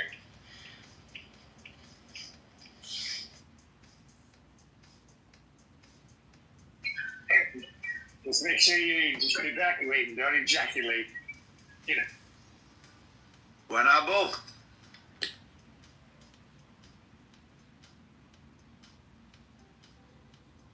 My mind is still blown. I just learned I was today years old when I learned that you could sequence the whole freaking genome in less than a day. That's insane. Yeah, actually, Dusty, if you're thinking about it, you can do couples polygenomic screening by getting your and your significant other's DNA sequenced, and then they'll tell you what types of risks that you may want to look at when having kids. And what do you do to change it? If you really want to go down that route, like let's say for whatever reason you have a high probability of a couple of things occurring, you can do a polygenetic embryo selection. So what they'll do is you do IVFs, and then they'll harvest like a dozen embryos. You fertilize them, and then they'll do the genome sequencing for all 12 of the embryos, and then choose the one that has the least likelihood of expressing those congenital disorders. Mohan, you know about this shit. Is 100x a meaningful improvement on 30x? I don't know. I haven't looked at it. Interesting. Andrew, you have any thoughts about that? He's out there. I can explain to you the reason why they do it multiple times. So yeah, it's for error correction. I get it. Yeah. But I'm just saying, like, they claim 30x has 99.9% accuracy. They say you only need 100x if you think you have rare, mutations in your body. But it's like I don't know. Like, I don't think I have rare mutations. Is it 3 times more to do it, or is it less? Because like it's twice as expensive. But if they're talking 300 or 600, I say fuck it and just go for the extra.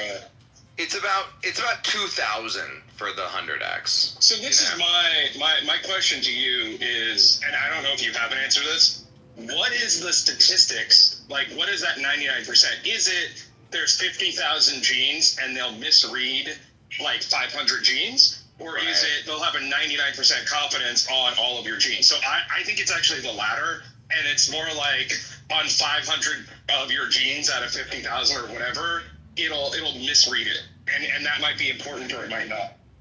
Yeah. I think probably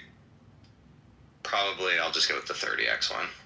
Because I'm not really working with a doctor or anything. I just am doing this for my own, for funsies. I'm just going to feed the data into an AI. So it's like, yeah, 30x is fine.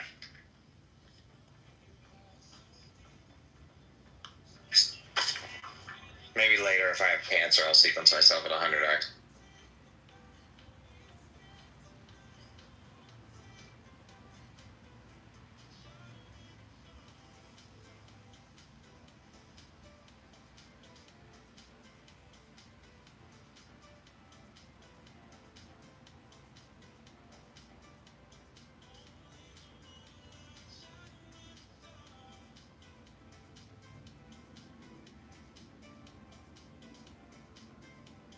Huddle, are you taking that Galari test? I don't know what Galari is. It's a cancer screening test. It does. Oh no, this is just 30x. This is just 30x whole genome sequencing. Oh, okay. So it's like a much more robust version of what 23andMe is. Oh, okay. No, there's this test that I think it's like 1,000, and it tests for I don't know, like 100. It's quite a bit.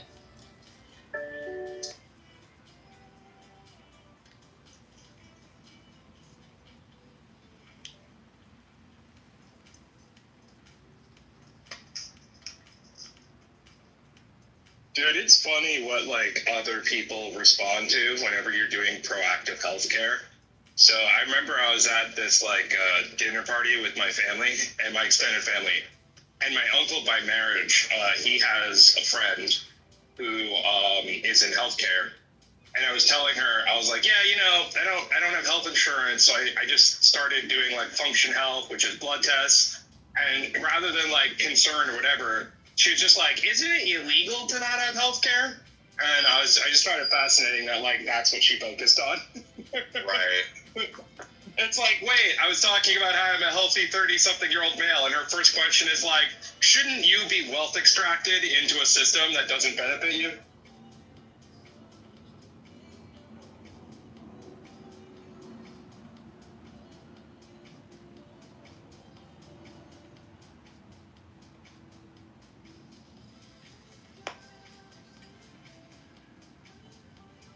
I'm just gonna do the 100x one. Fuck it.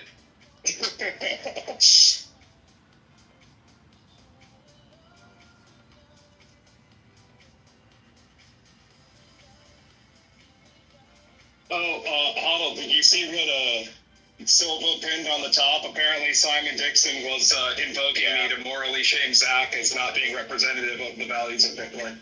I saw that. I find that hilarious.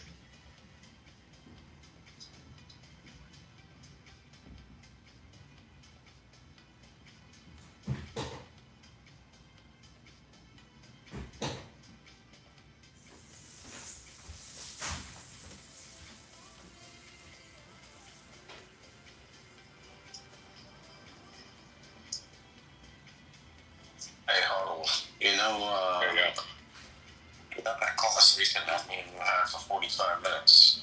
Yeah. That inspired a whole video that everyone loved. Yeah. I'm about to throw all that out the fucking window because of Andrew and Jason. Why? What's going on with that? I'm gonna text you. Oh, I know what you're talking about. I get it.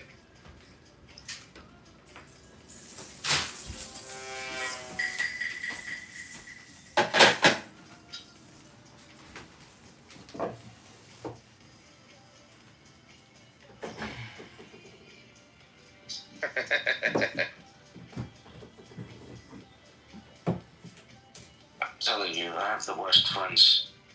It is nice. It is nice. Is that Panamera?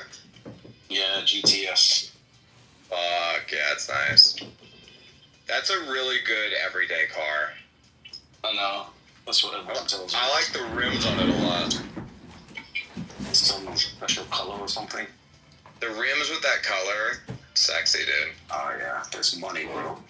And you know the inside. Hold on, let me send you a picture, dude. The inside is like brown leather. It's like espresso brown leather. What do these go for?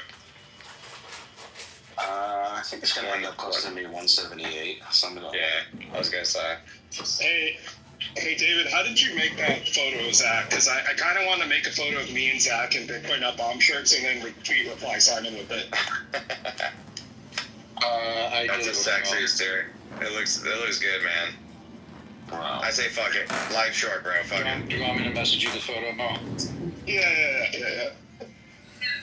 Although it is more than a Bitcoin. It's more than a Bitcoin. Bro, it's more than, it's 1 point whatever the fuck. It's gonna cost me 178. If you get financing on it though, you know what I mean? You can't do that in Dubai, but I'm trying to figure out like, okay, how else can I get financing? Well, you can't get financing. I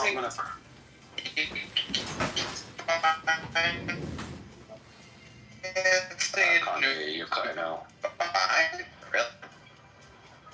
You're cutting out. I can't hear you. Is it haram to finance cars or something? Yeah. No, they just don't have a big finance culture here because most of things are in cash. So you need like to have lived here for 2 years and all this other stupid shit or whatever to get it.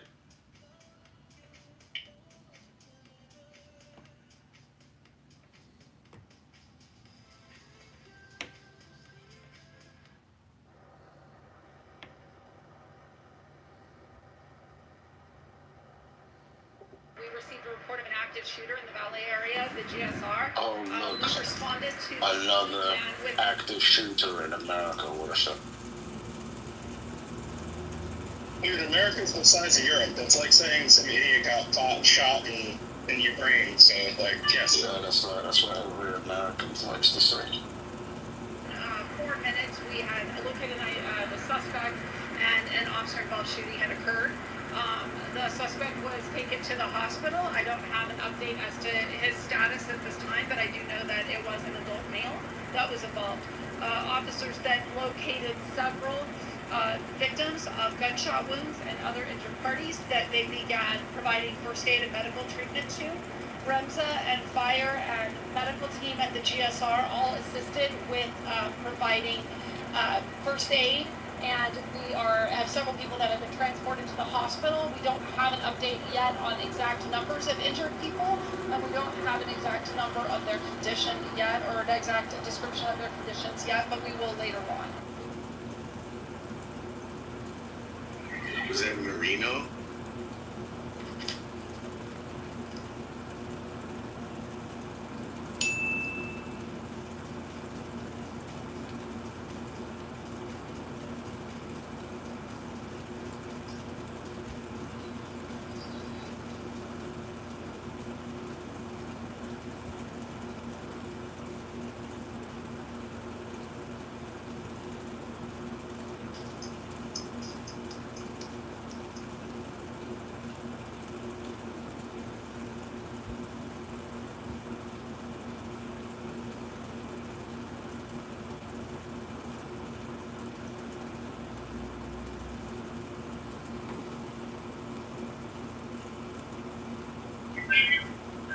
shot him. Benny Rich. No!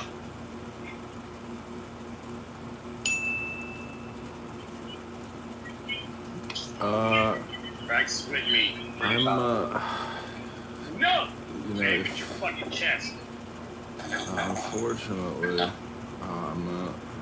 Yeah, Bruce, you forgot to add in that unless, video lending your Bitcoin too. You can put that up.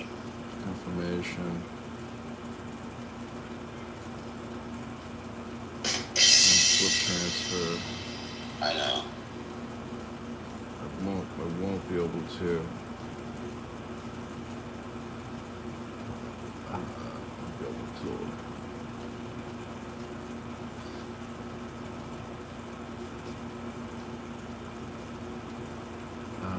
Otherwise.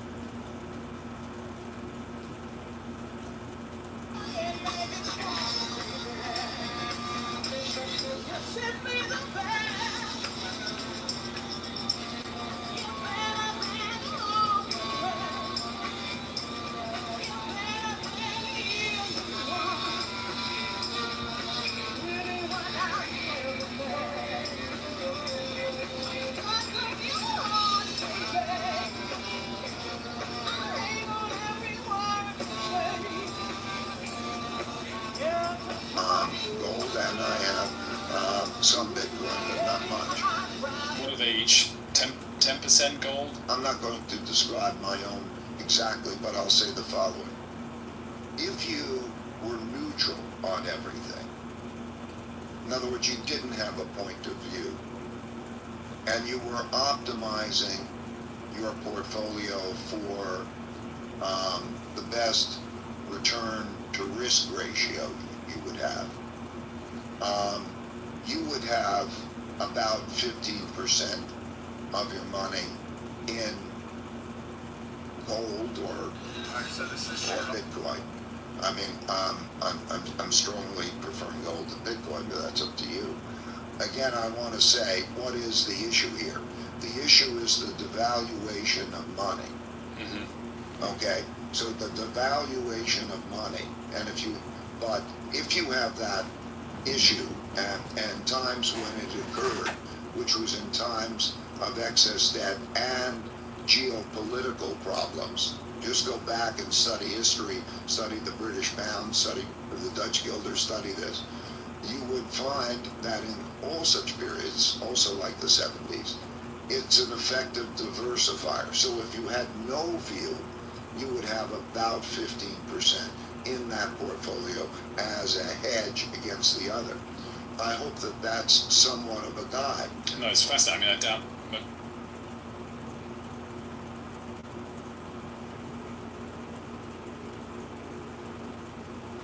It is weird how he says gold or Bitcoin, not gold and Bitcoin, as if like he's aware of the fact that they're completely different investors. Like the kind of investor that'll take gold won't take Bitcoin, and the kind of investor that'll put money in Bitcoin just won't put money in gold.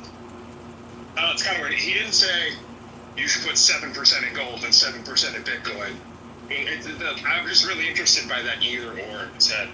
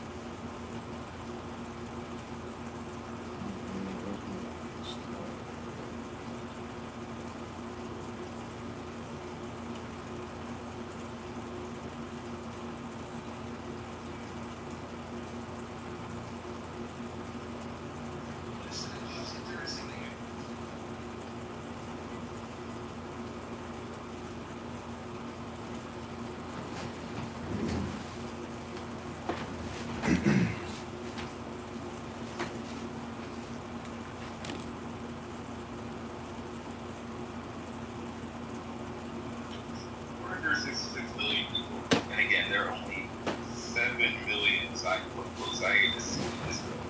Sam, they're obviously projecting. Actually, Why are you taking offense? Why are you taking offense when I say people should evacuate the West Bank? They should evacuate Gaza. They should evacuate the Golden Heights. Obviously, the action the most. Why is it offensive? I don't get it. I'm just looking out for the people in that area. In my opinion, they're under danger. Why is it? And it has Asian level. You are in the matrix. And propped up Assad in Syria. I said it's the most. How about now? No. You can try. You can try. Yeah, it's Iran that had terror proxies all around Israel in a ring of fire. Hezbollah in Lebanon and Syria, the Houthis in Yemen, Hamas in Gaza. You're like projecting. You're describing what you're doing. It's not like what did you say again about Wait, hold on. Can I say something now? It's a terror. Hold on, because I know Weinstein has been trying. She's been trying to go for a while. Hezbollah is a terror proxy of Iran. Obviously. Go ahead, Weinstein. No, I'm sitting here and listening to you guys. I'm not even shocked about the title.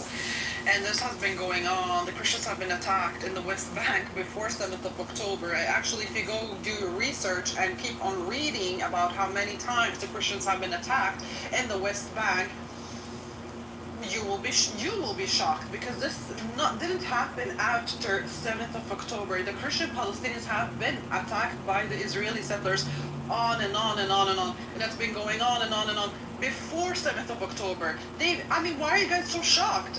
You're sitting here questioning the Israeli government. The Israeli government doesn't clearly care. They bombed the Catholic Church a couple of days ago. Why would they care about a village and some people that got attacked? They've attacked a Greek Orthodox church 2 years ago in Gaza. They bombed a Catholic church a couple of days in Gaza. They bombed monasteries in South Lebanon as well. South Lebanon. So where's Hamas in South Lebanon? Why even a church? Why a church in South Lebanon? Go Google yourself they bombed monasteries in South Lebanon. The churches have been attacked in South Lebanon. And this is going on and on and on. So Christians have been attacked so many times before 7th of October. So this is not something shocking or something new to us, by the way.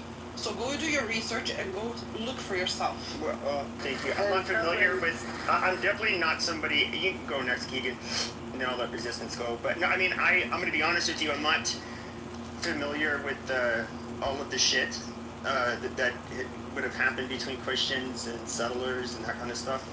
I'm just more like focused on, currents, what's been happening currently. So, I'll take your word for it. I'm just not, I don't know. And no, we can discuss what happened in the West Bank today. I don't mind, but I'm just saying, this is not something shocking for us that lives or are from that region. We've been knowing this and we've been saying this for years now.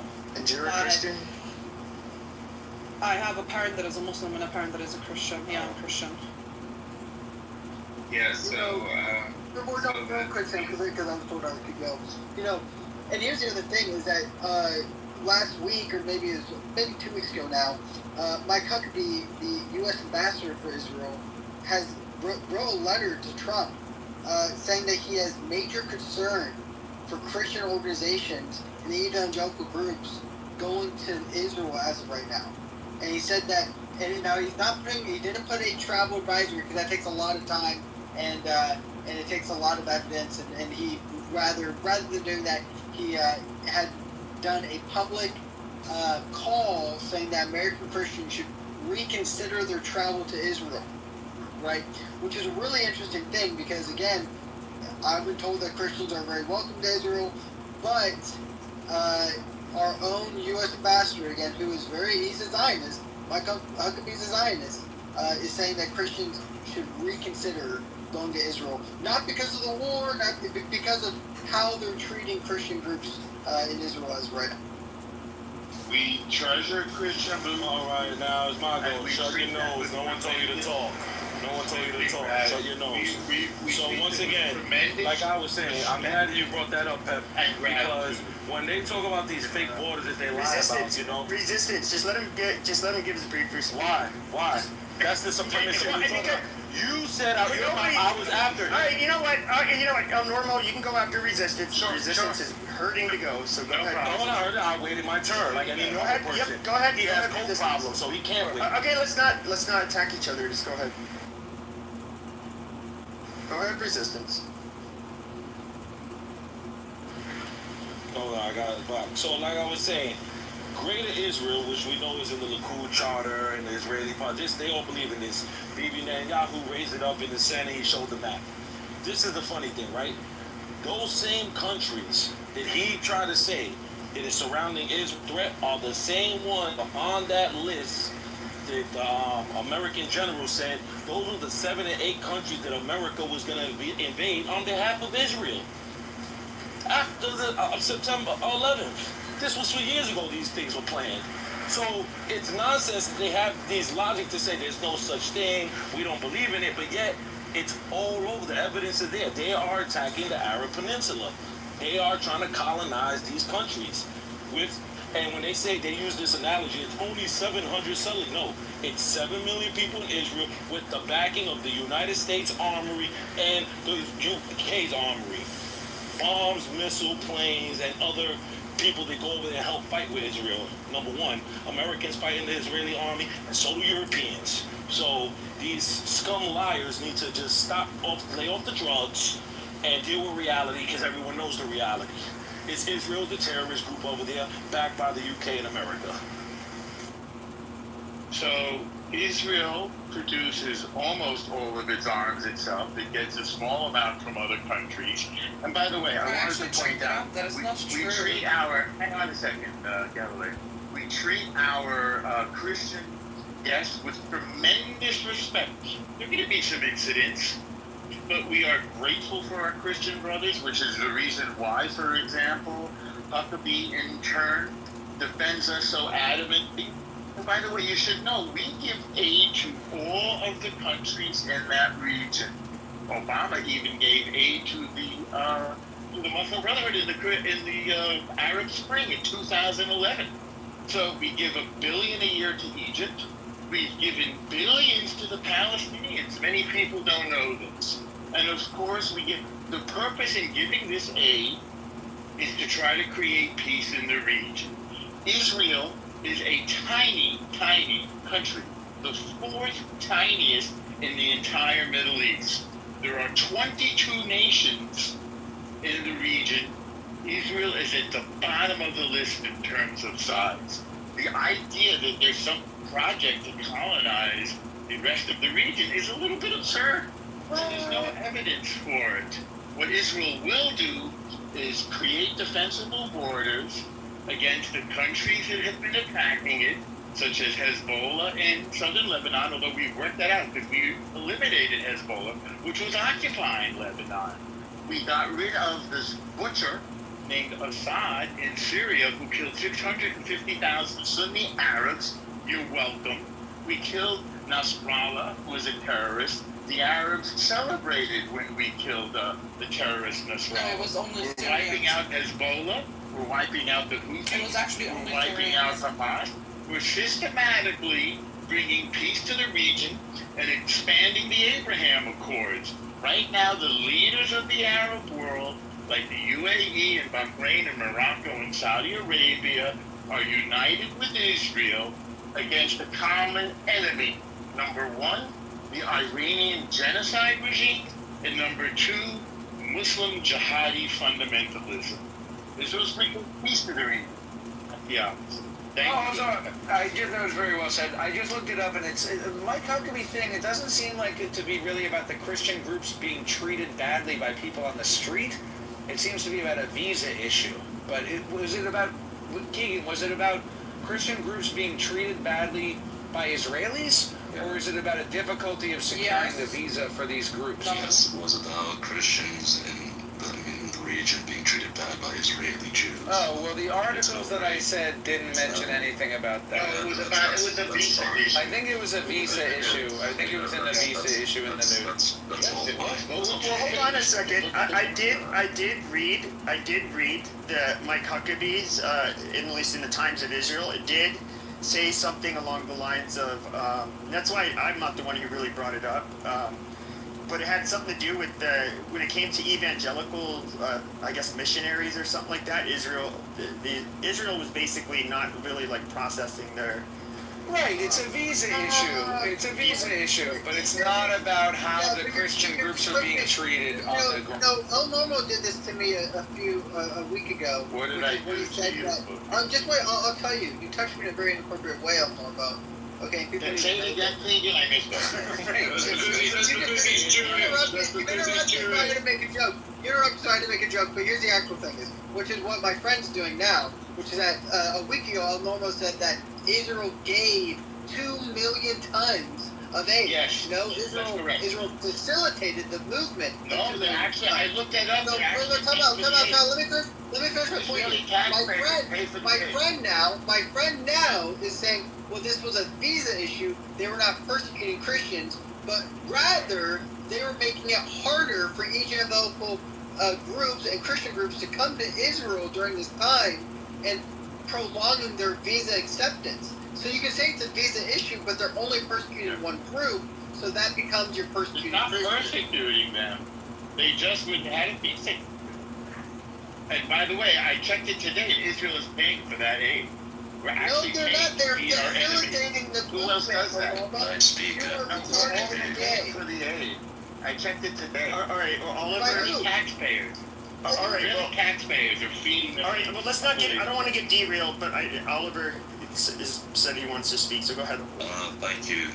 Normal actually did say something correct. Israel is allied with many of those groups. They did topple Assad, and these were bad things for Christians. If you look, for instance, who was protecting Christians in Iraq? Iran backed Hashd-e-Shabi. Who supported Christians in Armenia? Iran. Who supported Christians in Syria? Bashar al-Assad. Who supported Christians in Lebanon? Hezbollah and the allied groups like Sanaya and other groups associated with the Iranians. So yes, Normal is absolutely correct. Israel did topple these organizations, and look at the groups they replaced them with. Jolani, the former head of ISIS, former leader of Al-Qaeda. Israel has been caught multiple times giving funds, aid, and weapons to Al-Qaeda. Druze in the Golan literally started attacking Israeli medical convoys because they realized all those people they were bringing into their borders were not. Druze are our allies. They were Al-Qaeda. Shut up, Normal. It's not my fault. I've listened to what your commanders actually say about your military activities, right?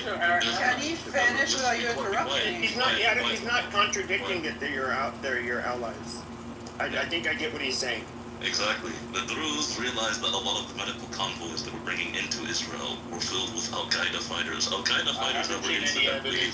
Can you please show some for like 10 seconds? There is evidence. No, there is no. That was controversial, but they were.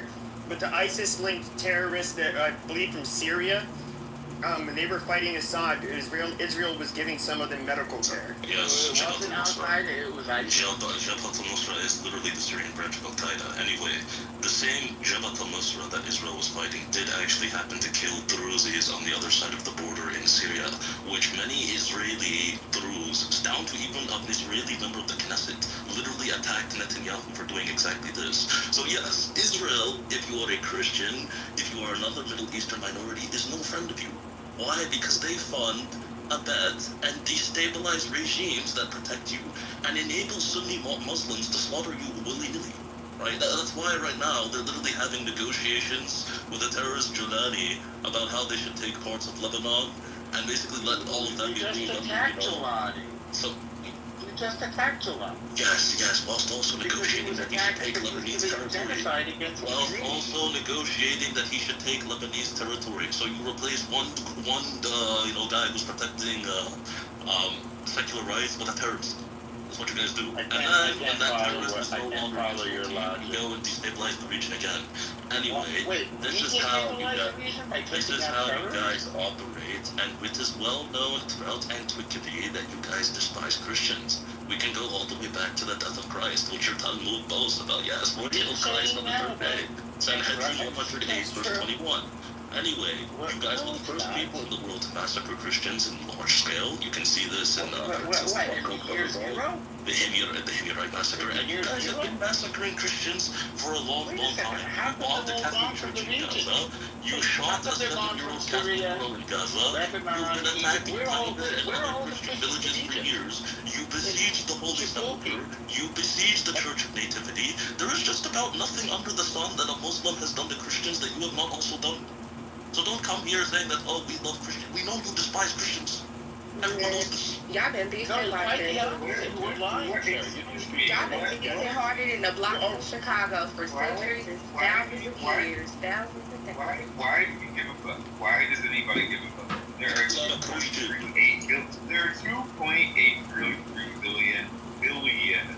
billion Christians in the world. There are. Oh yeah, so we should just let a few more get slaughtered.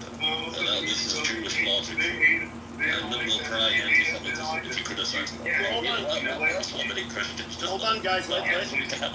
Hold on, Oliver, because we let you go. Let Sam go. And then there's over 2 billion Muslims in the world, right? Oh, they hate us. They don't like us. Blah blah blah. Like, why do you care if people like you or don't like you? Why do you care? Why? It doesn't matter. People like you or don't like you.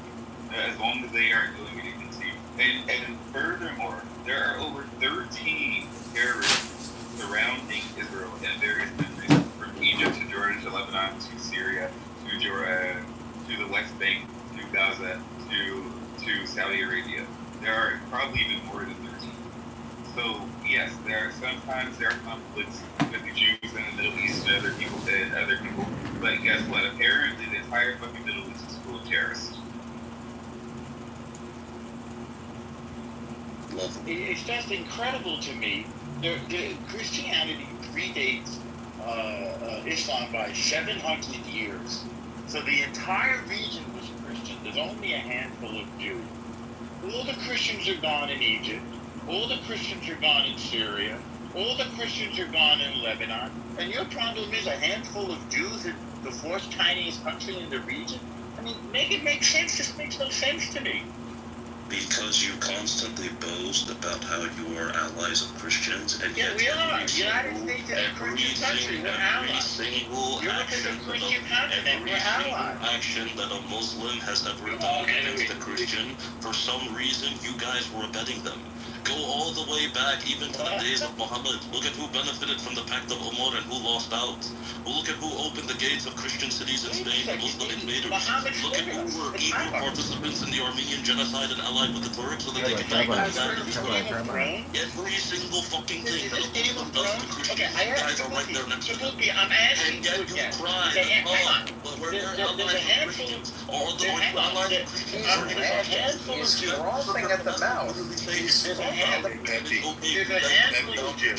telling the truth, actually. Guys. There's 2 billion Arabs, there's 2 billion Christians, and a handful of Jews. The Christians have all been run out of the Middle East. We didn't do it. You helped them do it.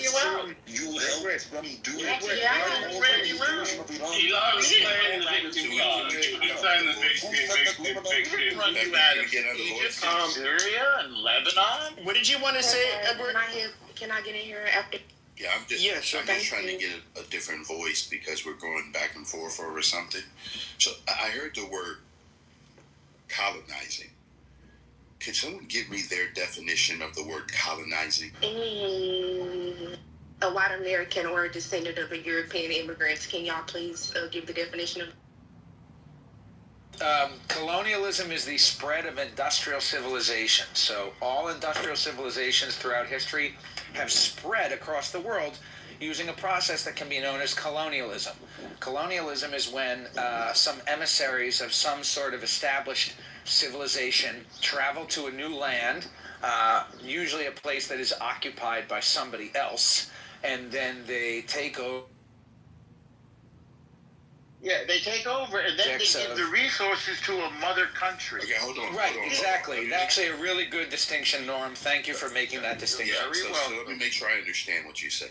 Okay? Yeah. Because I want to know, when has America colonized another nation, or when has the state of Israel or any Islamic country actually colonized another nation? Give me some examples. Okay, so Islam starts in Saudi Arabia, around Mecca, and spreads from China all the way to the gates of Vienna. That's colonization. Taking over all of northern Africa and much of sub-Saharan Africa in the process. That's clear colonization. The most recent Muslim empire. Hang on. You asked a question. Yo, Ed, I can't believe you asked that question, though, bro. The most recent. Hold on, guys. So, okay. It won't be long. The most recent Muslim empire. Then I can go back to Edward. I'm going to land it. The most recent Muslim empire was the Ottoman Empire, which everybody in the Ottoman Empire paid taxes and sent their resources to what is now known as Turkey, to the Ottoman Turk. That's classic colonization. Hang on. That's classic colonization. That's a really good example of colonization. Hold on, Vitality, because Edward had asked the question. I want to make sure he finished. Pepe, that was a crazy question. Okay, I understand that you would not ask the question, but you can't ask a question for Edward. Edward's a grown man. He knows how to ask his own question. If you don't like the question, it's okay, but you can't tell me it's crazy or not. It's not your question. Yeah, and I gave a nice answer. Yeah, I understand, because this is my understanding of colonization, that someone is taking another group of people's resources and they're also giving them their language, or they're giving them their customs.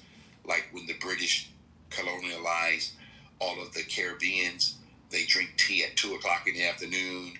They sent a governor there, and 300 people moved there. They took over. They wear shorts with. That's another good distinction. There's some expectation that the victims of colonialism, so to speak, the colonized peoples, there's an expectation that the colonized peoples will eventually adopt the culture of the colonizer. That's a good distinction. Like Arabic, for example, and Islam. Wait, come on, are you guys making? Hold on, let Edward, guys, let Edward. Guys. Let Edward. I just want you guys to have a conversation of reality, not just stuff that we throw out. Because the question again, when did America colonize a country? When did Israel colonize? And what Islamic? Now, Norm just got up where Islam is going into nations and they're actually putting their Sharia law, their imams, they're taking over. To me, is that a form of colonialism? That's what I want to know. And they extract taxes, they impose their religion and their language. That's a good question. Well, the reason why is because I think there's 195 nations, independent sovereign nations on planet Earth. There's 8.3 billion people. We have a lot of labels, guys, and I think we have more labels than reality, okay? And most people only look at one side of a coin about colonialism. But for a lot of places, colonialism was a good thing. Wait, what? Well, it is. I mean, it's. What places? What places was colonization? That's a wild statement right now. That is fucking insane, bro. You smarter than that, man. Stop. Baby, you at home, huh? I'm sorry. I don't think Edward finished. So. I did not, but I'm so sorry that people decide that they know history better than other people. What country was colonization good for? America. You know why? The 13 little. Hold on. My God. The 13. You can laugh.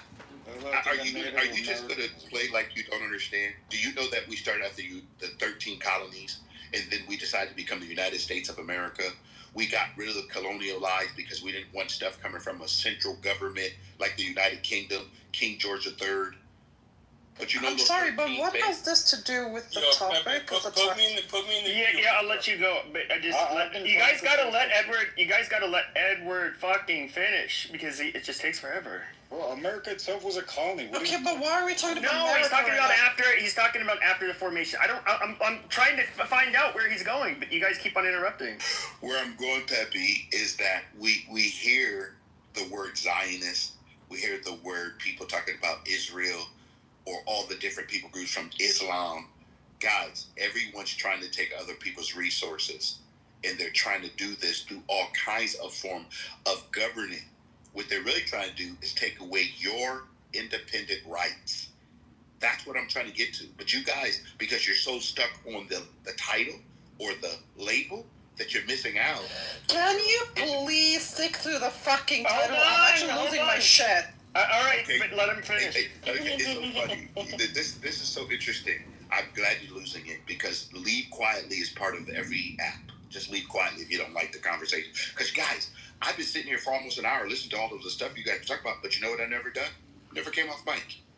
But when someone brings a different opinion, then all of a sudden, all of you guys get. I know, because I think the majority of the people that are here I is know, for the title. Jesus Christ, this is taking like 5 minutes. Okay. No, ma'am, he's being very respectful. Don't do that, please. All right, I'm gonna be quiet. No, it's okay. We just listening to a bunch of nonsense that was irrelevant. Thank you guys. Appreciate it, Pepe, for allowing me the opportunity.